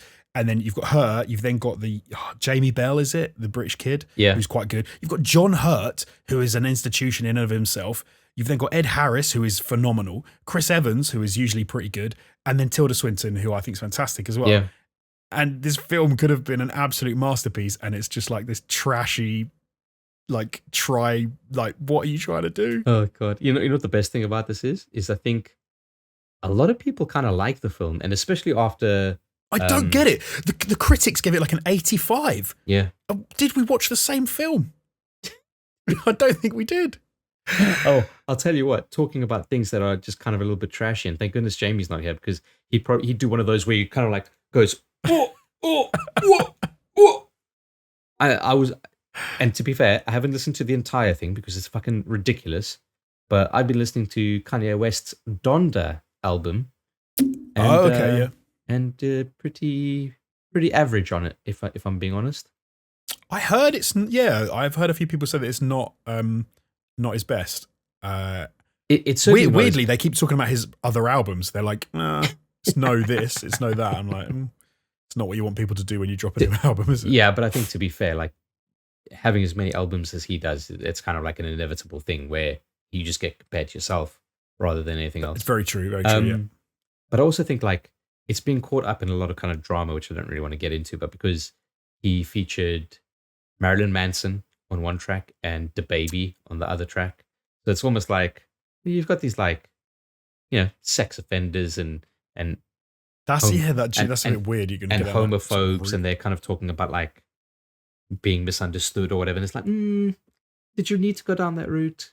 But my being cool on it has got nothing to do with that. It's you then follow that up with the fact that he was already like being a Trump fan and like a bit of a MAGA dude. It's kind of weird to go that route. You would have thought he'd go the other way and try and sort of pull some people back on side, but maybe I guess not. Yeah, I don't know. Like don't get me wrong. There's some bops, okay. As the children say, there some of it is slapping, some of it slaps, and some of it like knee jerks. I don't fucking know what the terminology is these days. But yeah, it's pretty average actually. I suppose there's what's the thing like you live either someone dies or they live long enough for you to think they're see them fall or whatever it is. Yeah, but he went from such heights. I think it's always going to go that way. I suppose. Yeah, but man, hey, is there we what go. It is. Anyway, you want to get into the rest of the news, Jonesy? Hell yeah! Because it's almost like what Kanye West is trying to do is like find looking over to the horizon, maybe a new dawn, maybe a zero dawn, maybe looking to the west, maybe the west is forbidden. Absolutely butchering this, but Horizon Horizon Forbidden West has gone up for pre-order, Jonesy, which in and of itself is nothing kind of fancy or new, but there is a little bit of a controversy around it, Jonesy. I saw a few people posting their. I like when people say like posting their wins or posting their losses, but no, I saw people posting their pre-orders for Horizon on Twitter. People saying that they were purchasing the collector's edition and that they were going to get some cool stuff with it. Decent, yeah. The collector's edition looks pretty kind of sweet. Like if you're into that kind of thing, it's like a, what do they call it? A tremor tusk. There's a big tremor tusk statue, and they've comes in two versions. One with like a normal tremor tusk, and then a tremor tusk with like a fucking thing on its back. It looks pretty cool if you're into those kind of like collectibles. But that is not where the controversy comes in, Jonesy. So obviously pre-orders are not live, and as we know, it's never really a good idea to pre-order games. But I kind of think it's a little bit different with like sequels, because chances are people more of a known quantity, right? Yeah, exactly. People that enjoy it, like for instance, Jamie would like pre-order a COD, right? Because he knows he's going to get it, like regardless of whatever the critics say, because he likes COD. It's like, okay, fine. It's also a lot more. I think your risk is mitigated in a lot of ways because you know what they've done before, and you can pretty much guess what they're going to have done, what they're doing this time. So, and I think with Horizon, that's probably similar as well. Like, don't get me wrong. They'd have to fall pretty far to do something completely out that people weren't expecting and ruin it. It's happened before, Jonesy, and it can happen again. But that's neither here nor there. So the game is still slated for release on the 18th of February after the initial delay, right? It was meant to come out this year. They pushed it to beginning of next year. I must admit, I'm still kind of surprised at that. It's still, not too bad. It's not too far away. So it's not too far away at all. Like, I can't believe how this year has fucking flown. It's ridiculous.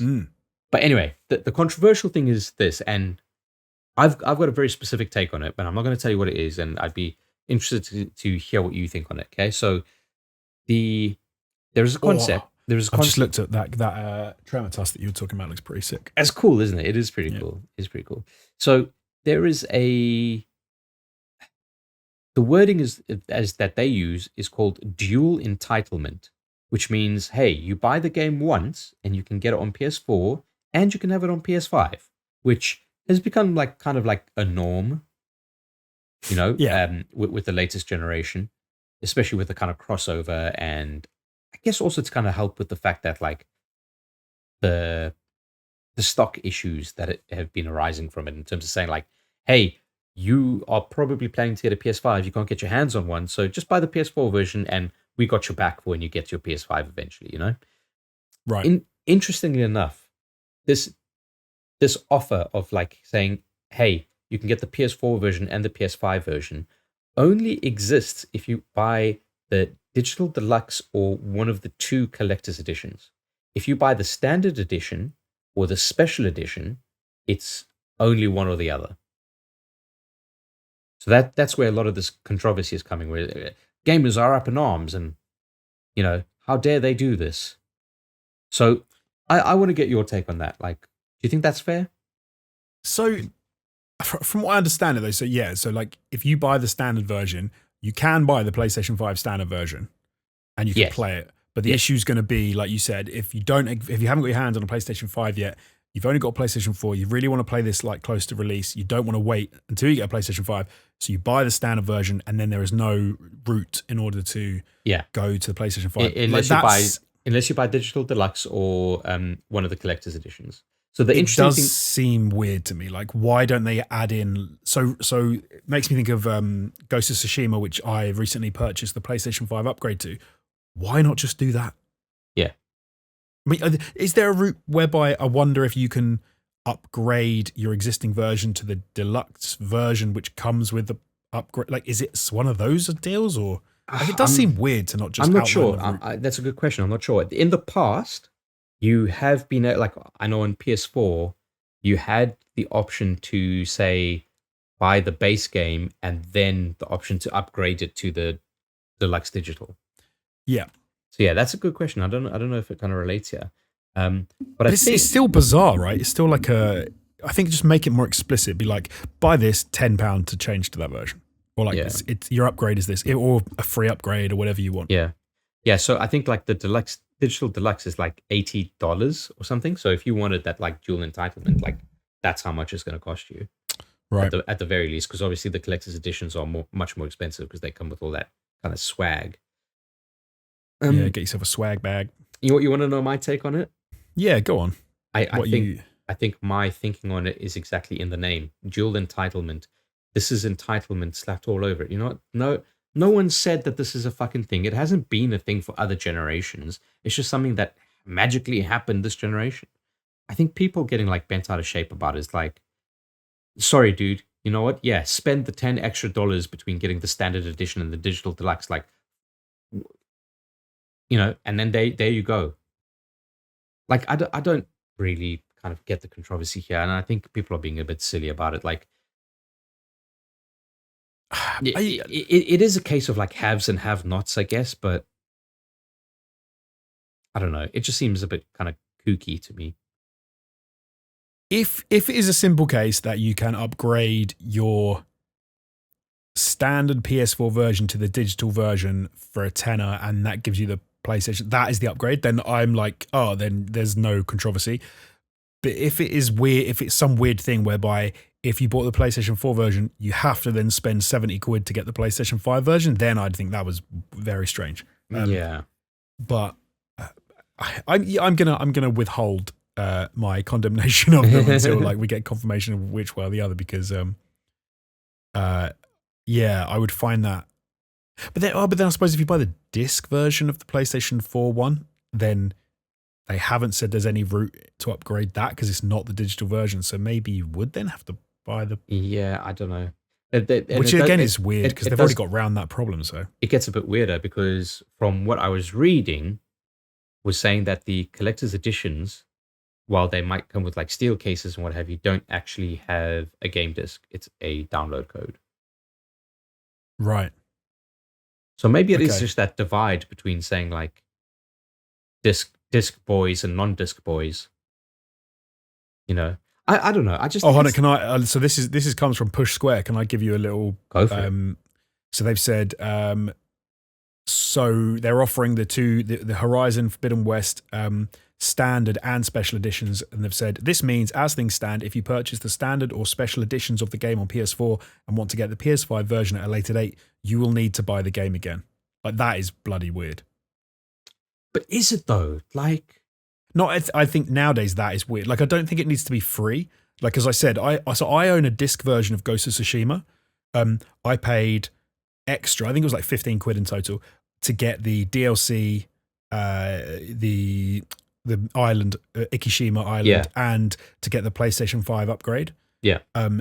That's all digital, and you effectively use your disc version of Ghost of Tsushima as your key in order to play that game. Like, they've already solved this problem. Why wouldn't they make that? Like, that does seem like a bit of a dick move. It feels like there should be an upgrade path for sure, but I just don't see the issue with saying, hey, if you just get the standard edition, fellas, sorry, it's just one way or the other. Well, I suppose for me, the only reason I'm saying that's like a dick thing to do is because realistically, there are people sitting around who don't have PlayStation 5s who are going to want to play this on PlayStation 4, but who are not going to buy it because they're going to say it's close to holiday. I could get one for Christmas. They may have more supply. Just buy the digital deluxe then. It's like $10 more. But then you feel like you're kind of wasting the $10 though? Like, well, no, because you could. I suppose you could. I suppose it's the way of making sure that you don't have that issue. It still feels a bit weird. Yeah, if you are so butthurt that you are not able to do it because you are planning to do it, then if you have already made that decision in your mind, I am going to do it, then just buy the fucking digital deluxe. Right.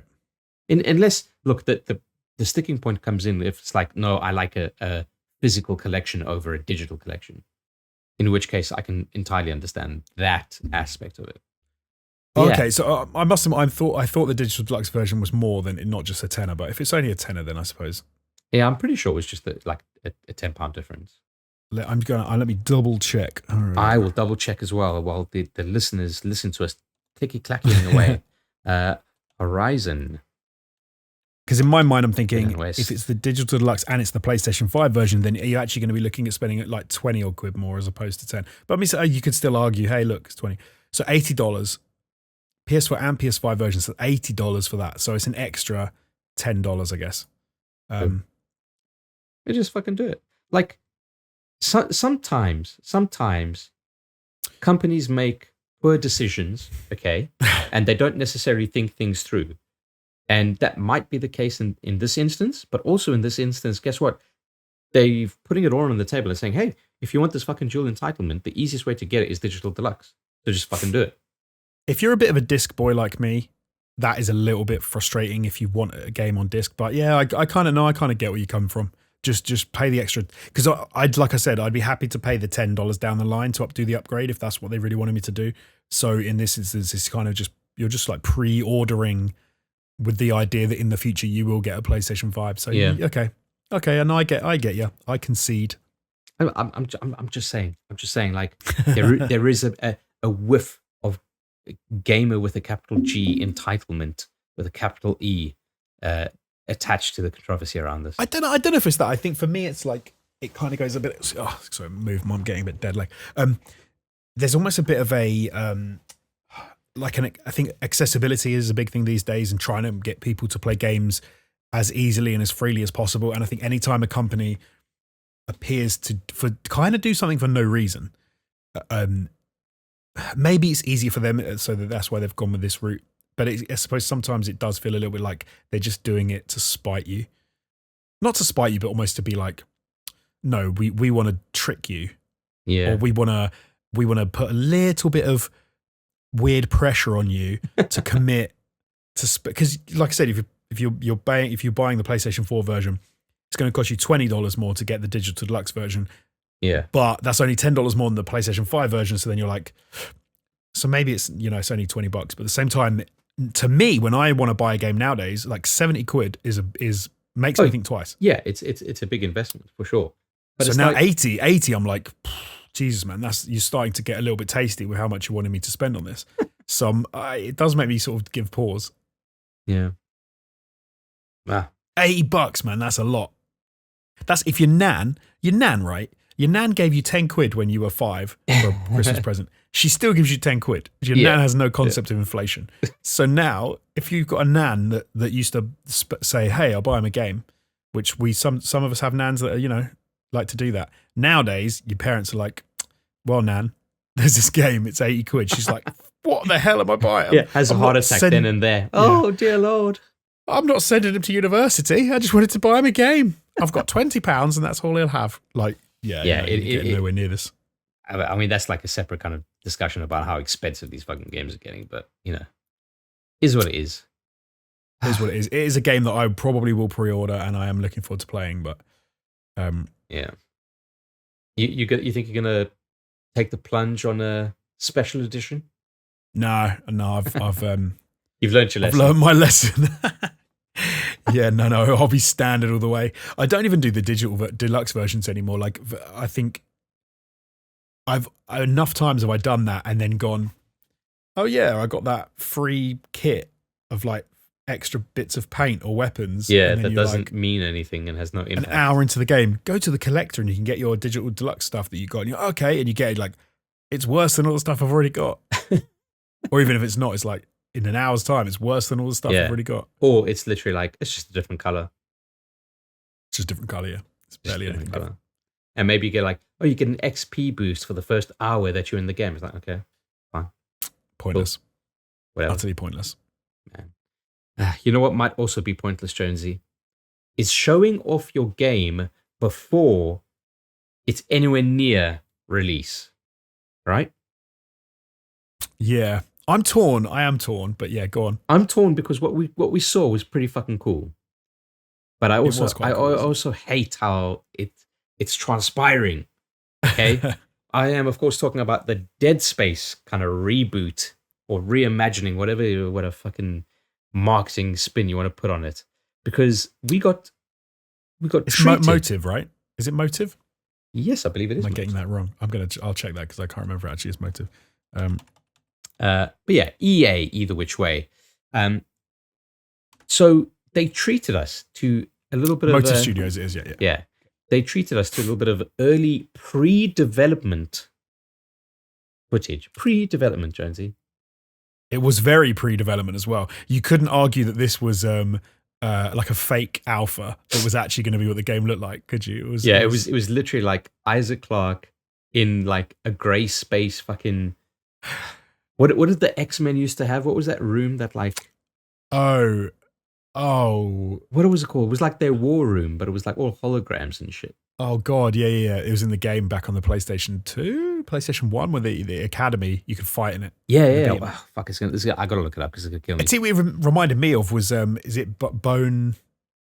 Oh, what's the freaking game? Boneworks. The VR Boneworks. It was like the Yeah. Boneworks thing where they sort of show you all the videos about the VR game that they're making and how you can play around it. It was like Boneworks. It was Isaac Goes to Boneworks. But the reason I'm torn on this was because... Oh, the Danger Room. The Danger Room. Danger Room. What a great name. We got to see some really cool stuff. We got to see some dismemberment. We got to see some... what's the guy got the guns called? The plasma cutter or whatever it's called. Jonesy, not just dismemberment.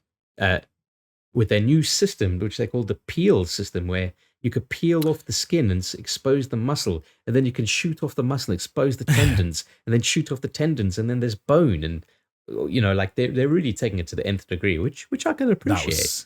That was pretty cool, wasn't it? It was pretty cool. It's pretty sick, and it's like it's cool to show off that kind of stuff, but also it's like you guys don't have a fucking game. Like that is the whole game. You're just shooting one like thing in the arm, blowing his arm off. But it was cool. Like you got to see Isaac in that situation, in that context, which was cool. And you got to see some of the weapons working, and like you said, the dismemberment and the peeling, which was cool. I also like the fact that you're actually getting to see the character, like not necessarily in situ, but you're getting to see him walk around, and he's got some design there, and it's looking pretty, like it's looking pretty good, and they're starting to show off how the stuff's going to look, and it's the environments with the lighting effects and all the next gen looking bells and whistles, all looking quite nice. There was a small section of that. They showed off some zero gravity sections, which also looked like really kind of like atmospheric and cool. But at the same time, they don't have a game. It's super early to be showing anything, though. You're right. It is. It's almost like it is a bit like they could show. They could almost skin any character in any engine and add a few bells and whistles, and we'd go, "Wow, this looks incredible." And you're like, "Yeah, but that's never going to be the game. They're just showing you some bullshit." Now, look, we do know that kind of like game development can ramp up quite quickly once you have a bunch of kind of your ideas and your ducks in a row, as it were. And this certainly does seem like they do have their ducks in a row, and they, obviously they are building stuff because they're showing us stuff from, a while back that they had done.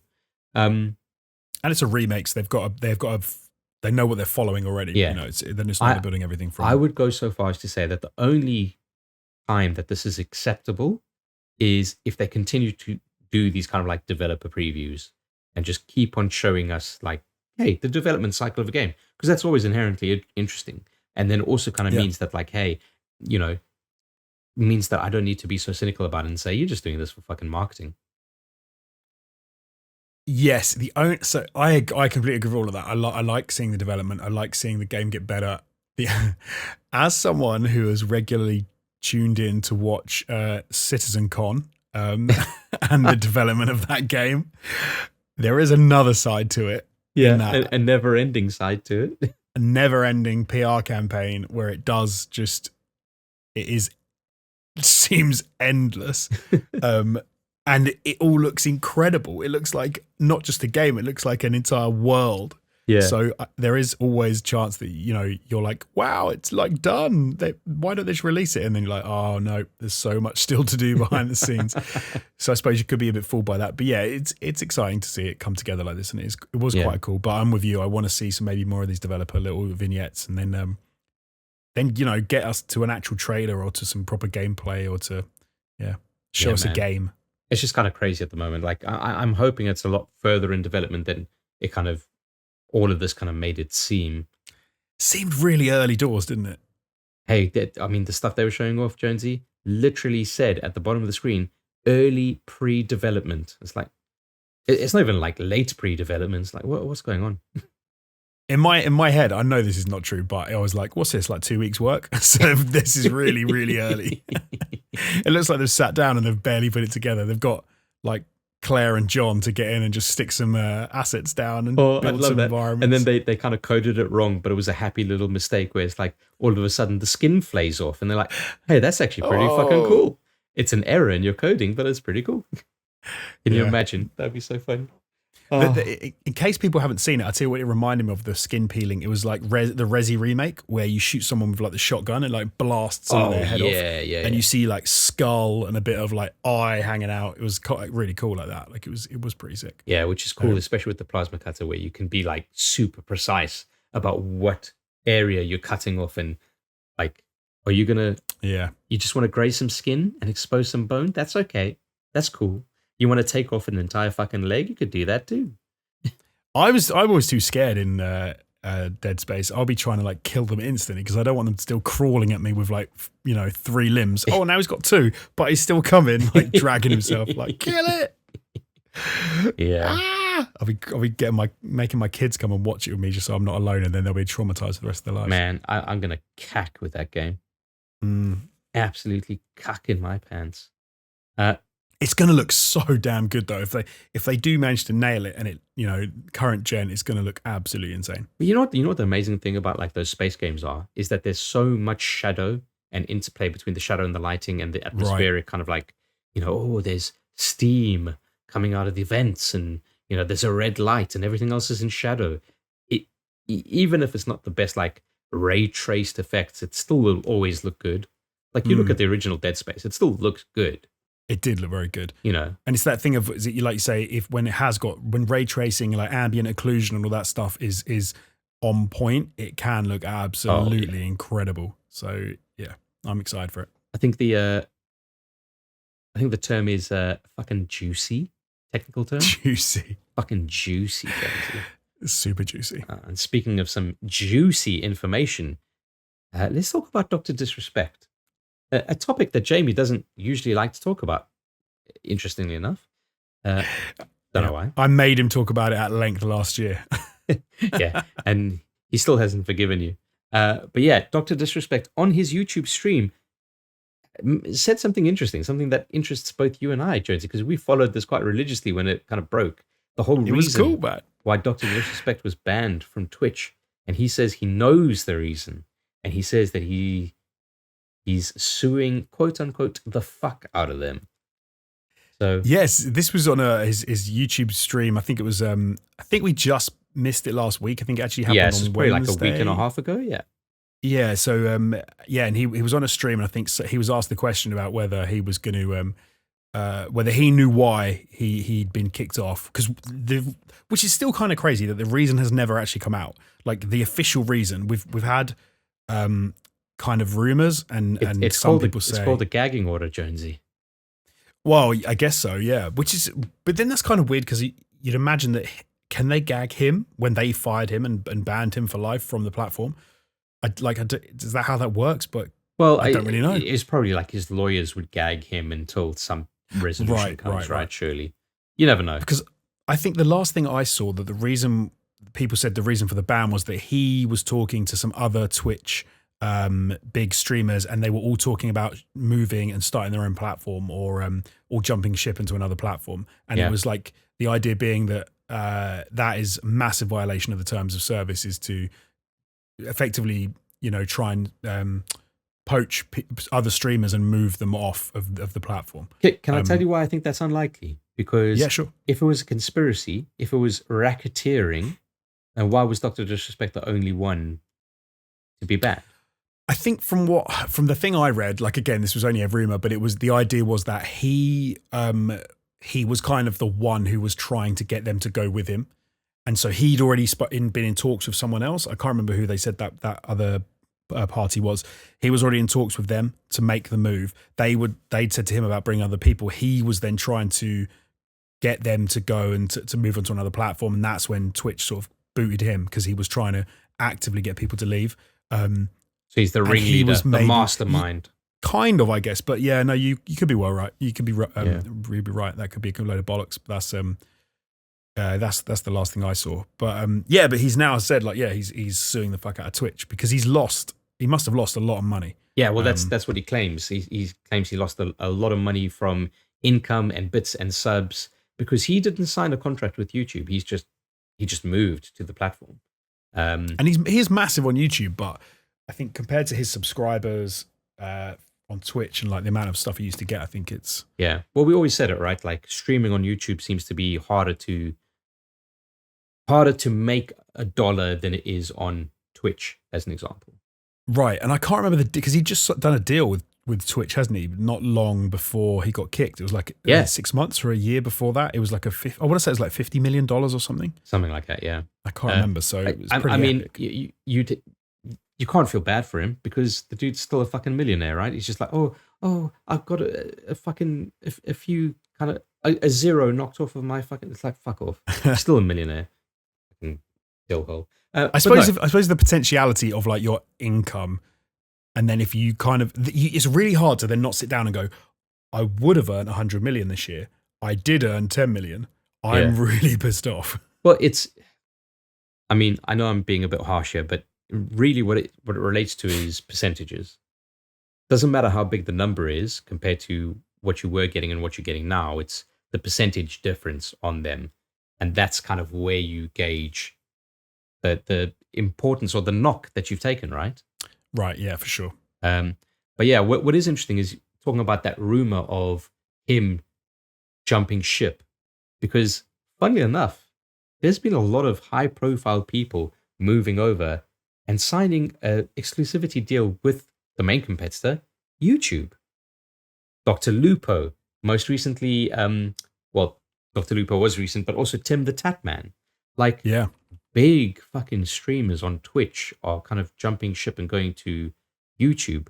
Again, on exclusivity deals. So they're signing contracts, whereas Dr. Disrespect hasn't. So he hasn't gotten that big boost of an income. But it's kind of crazy the moves that YouTube are doing in the space. Like they're really kind of gunning for it. And it's interesting. I watched a video by, what's the guy's name? I think it's Devin Nash, who's like I guess he's kind of like an analyst, you could say. And he's kind of very aware of what is happening in terms of Twitch and their policies and whatever. And he reckons that Twitch don't care. They don't care about any competitors. They're just doing their own thing.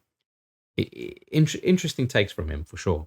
But yeah, I just like, what is your kind of take on, like, is Twitch dying? They just had that mass stay away from Twitch from a lot of their creators to kind of protest the hate raids that have been happening.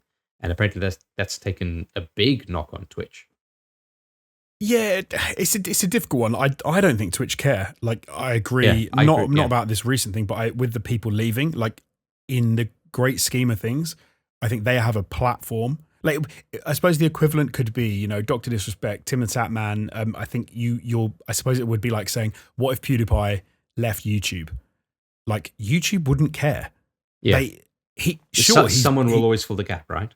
Yeah, individually he's massive. He brings a lot of eyeballs, but they don't care about 50 million views or whatever a week. They care about 250 billion.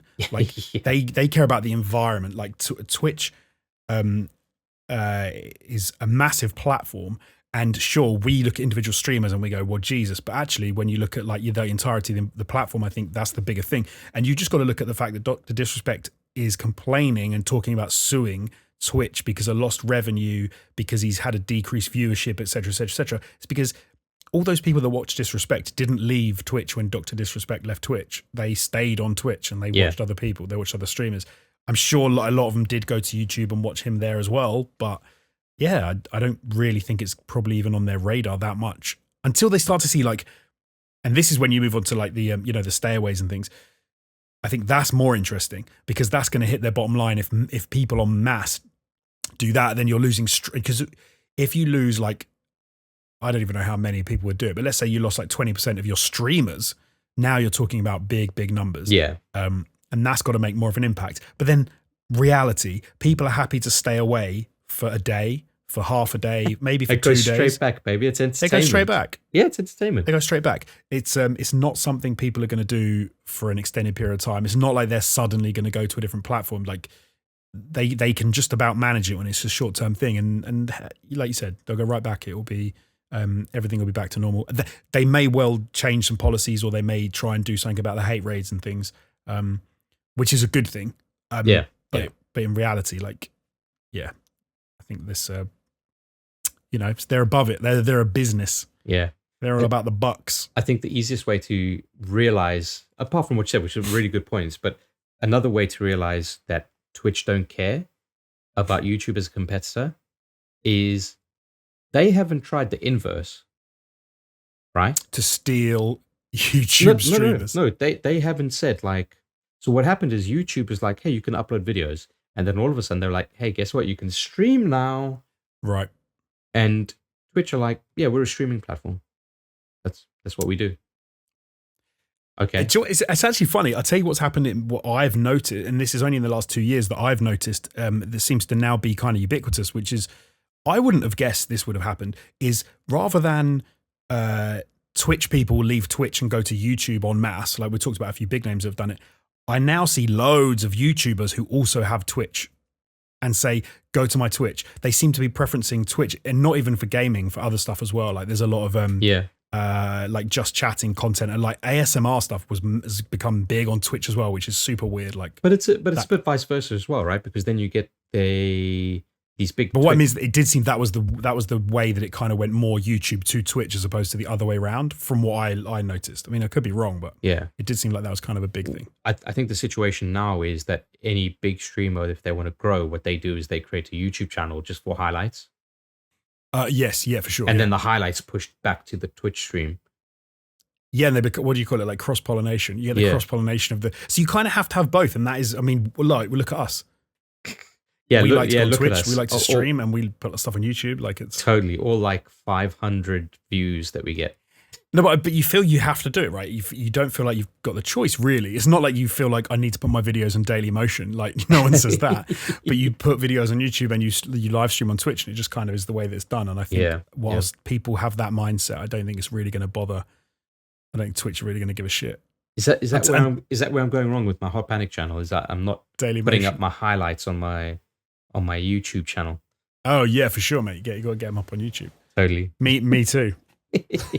Highlights. Yeah, the highlights. Any content. The highlights, just me fucking failing at a game over and over again. But I don't think they're that bothered about these individual streamers. Like, I think it's probably a blip on their radar. Yeah. But then, of course, we now have to say, is it the death of Twitch? Is Twitch dying? Oh, is it going to be the end of blah, blah, blah, blah, blah, blah, blah, blah, blah. Dead game, Jonesy. Dead game. Dead game. I can tell you what. Yeah, usually that's my line. As long as Marvel Avengers still gets 200 players, is it really a dead game? No, not to those 200 people, you know?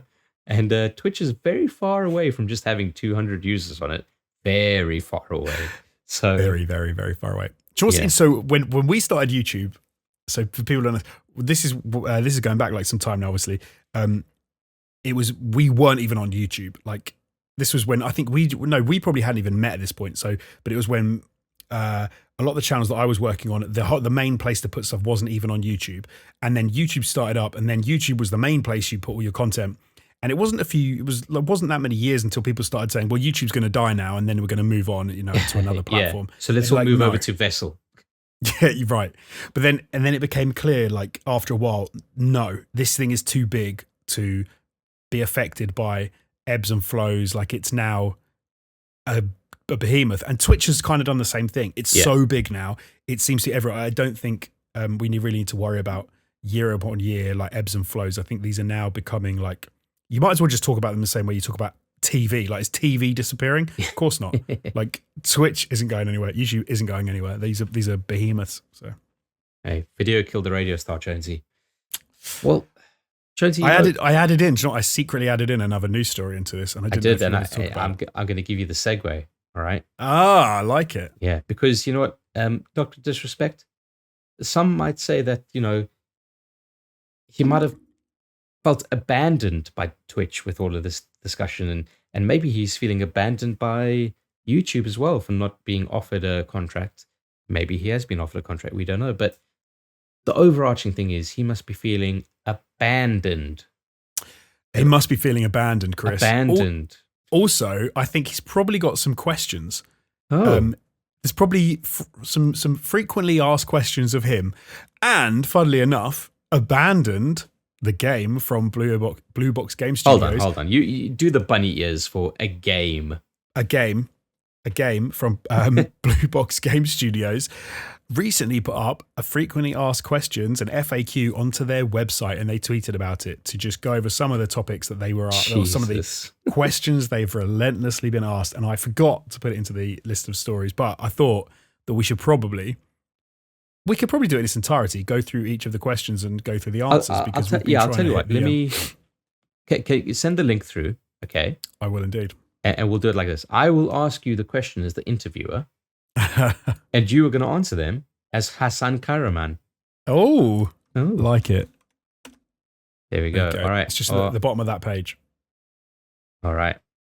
Okay. Are you ready, Hassan? Yes. Wow.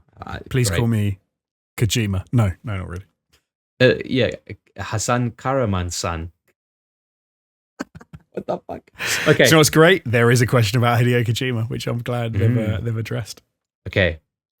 Hey, I'll be asking the questions here. Hassan, okay? Just fucking stay in your lane, buddy.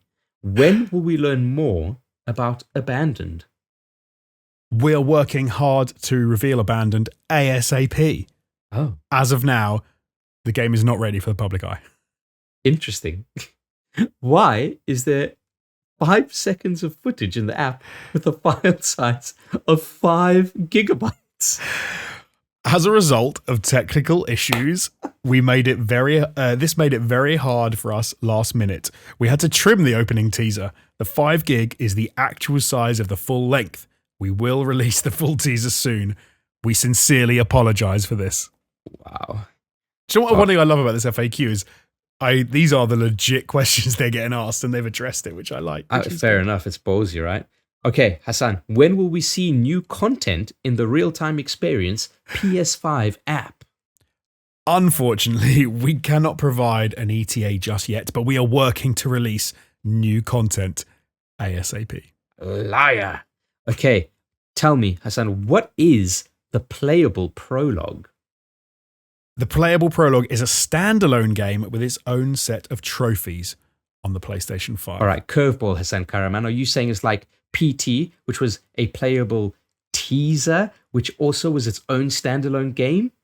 Yeah, yes. Yes, it is, because it's... Yes. All right. What is the date for Abandoned, Hassan? Abandoned is set to be released in 2022, while the prologue will be available soon.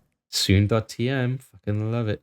And will Abandoned be available in a physical form? Yes.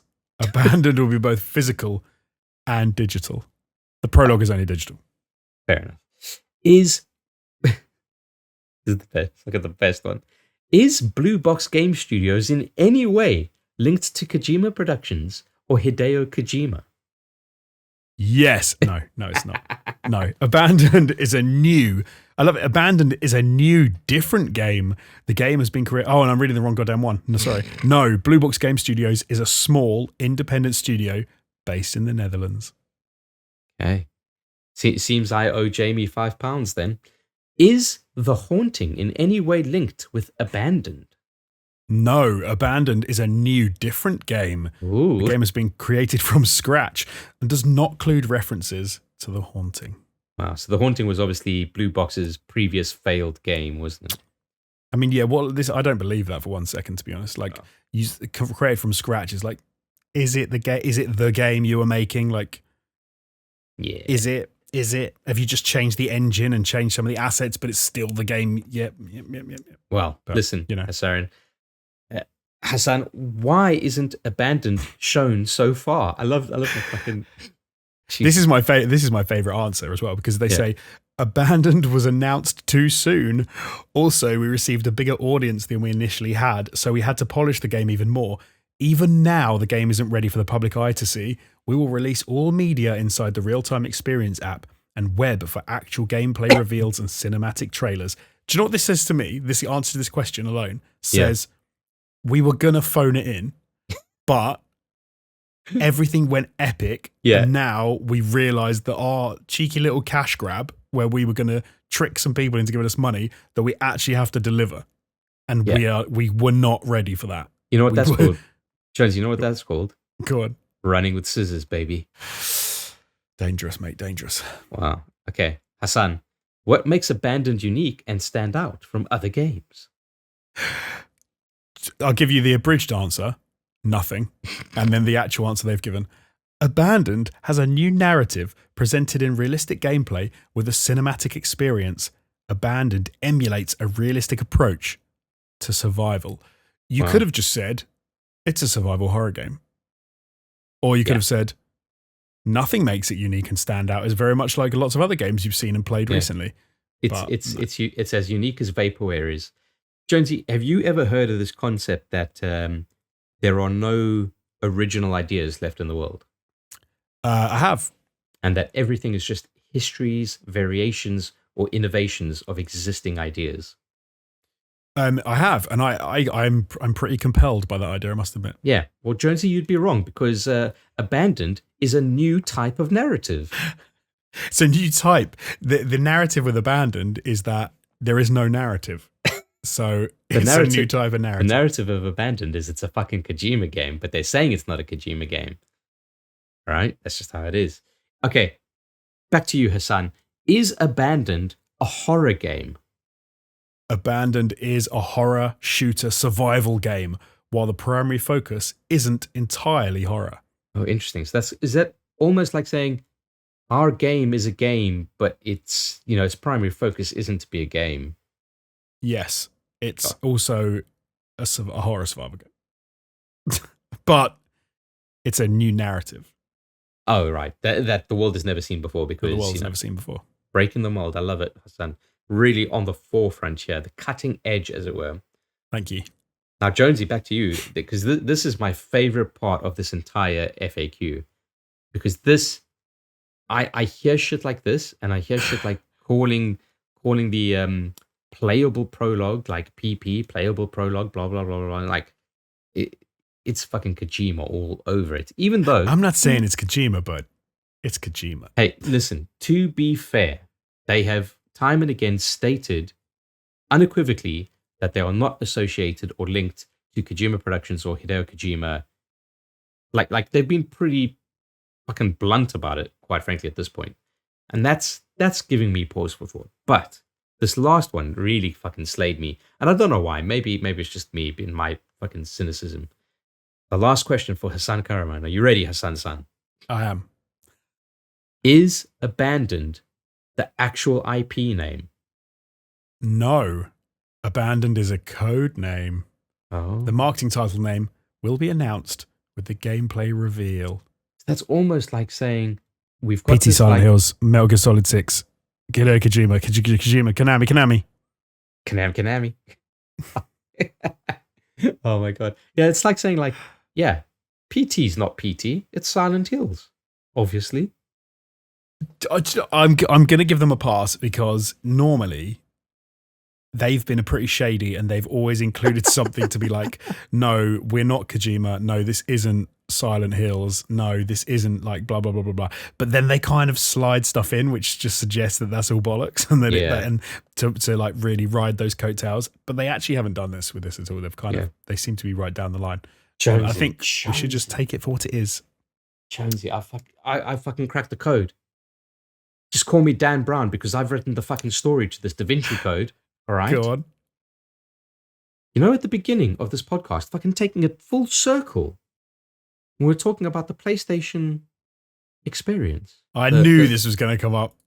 The one I was surprised you didn't say it. The one more thing is going to be an Abandoned trailer, and there's going to be Hideo Kojima fucking presenting it. I was thinking at the time, is he going to mention Abandoned? Is he going to say that it's going to come out and be Hideo Kojima? But listen here, Watson, because I fucking Sherlock the shit out of this, all right? Boom. I read a great tweet today. This is to be fair to the people that are saying this is Kojima and the people and saying, of course it is. Like, look at this crazy stuff he does. I read a tweet from Hideo Kojima today, where he said that he pitched some ideas to Mads Mikkelsen. Oh, Mads Mikkelsen. Yeah, this stuff is great. And he was like, I had great ideas, and I pitched them to him, and he really liked some of them, and worked together. And he said, although with one of the ideas that he thought sounded really cool when I pitched him, he thought I was joking when I got to the name of the project. And he said, because the name was Mads Max. I love that. That's so fucking good. And he laughed. It was like, are you being serious? And he was like, I am being serious. Like, Mads Max. Can you imagine Mads Max. Mads Max. By the way, Jonesy, what does that even mean, though? It was like, oh, yeah. Like, what are you doing, Hideo? You can't just steal someone else's IP and put an S on it and then say it's your thing. No, but you see, because it's Mads Mikkelsen. Like, no, yeah, Kyle, I got it. No, I know, but like, that's, I can imagine like a 20-minute interview with him, right? Where he's like explaining and going through like, well, I really like Mad Max the movie, but I also really like Mads Mikkelsen the actor. And what I did is I took Mad Max and Mads, which is the same as Mad, and just put it there. And then this was the concept of the idea that I had. And then that's all we'll hear and fucking be reporting on for the next fucking 6 months. Have you seen that picture I just shared with you in the Discord? I'll have a look in a second. But Josie, I just want to say, I didn't realize this about Blue Box Game Studios' website, blueboxgamestudios.com. There's a banner at the top here that says, we are working on the website. It'll be ready shortly. Please have a look at the FAQ section below for further questions. I think that because for a long time now, I think it was a while ago that they actually took their website down, because I think people were sort of going mental, going like, Hideo, and they were like, don't look too deep. Yeah, nice picture. Jonesy sent a photoshopped picture of Mad Max, except it's got an S at the end of Mad, and it's got Mads Mikkelsen's face.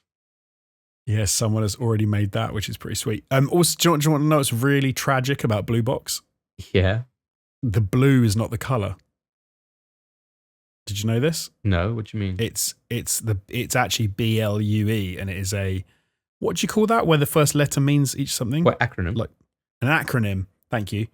It's actually, I've seen this a few times from them. It means best level user experience. I mean, that sounds like Kojima bullshit to me. It does sound like Kojima, doesn't it?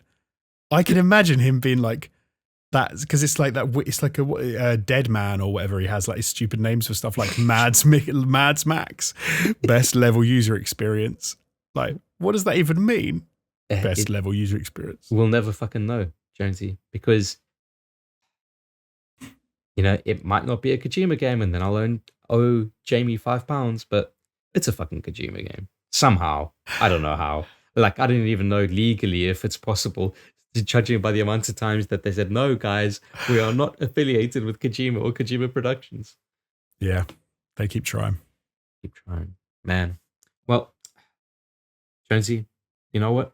We tried. We tried our best to produce a fun and entertaining podcast. And you know what I would grade us? 7.8 out of 10. Oh, that's not too bad. I take that. I'm a little bit annoyed that that's a lower rating than Snowpiercer got. Hey, it's a higher rating than I think Donda has been getting. I wonder, can I suggest a code word? Please do. Can we have Mads Jamie? not Jamie Max. Jamie, Mads Jamie. Mads Jamie. Mads Jamie is the code word. I like it. Good. Yeah. Ooh. Okay. Looking at the Metacritic score for Donda, 52. User score 6.2. So there you've heard it, folks.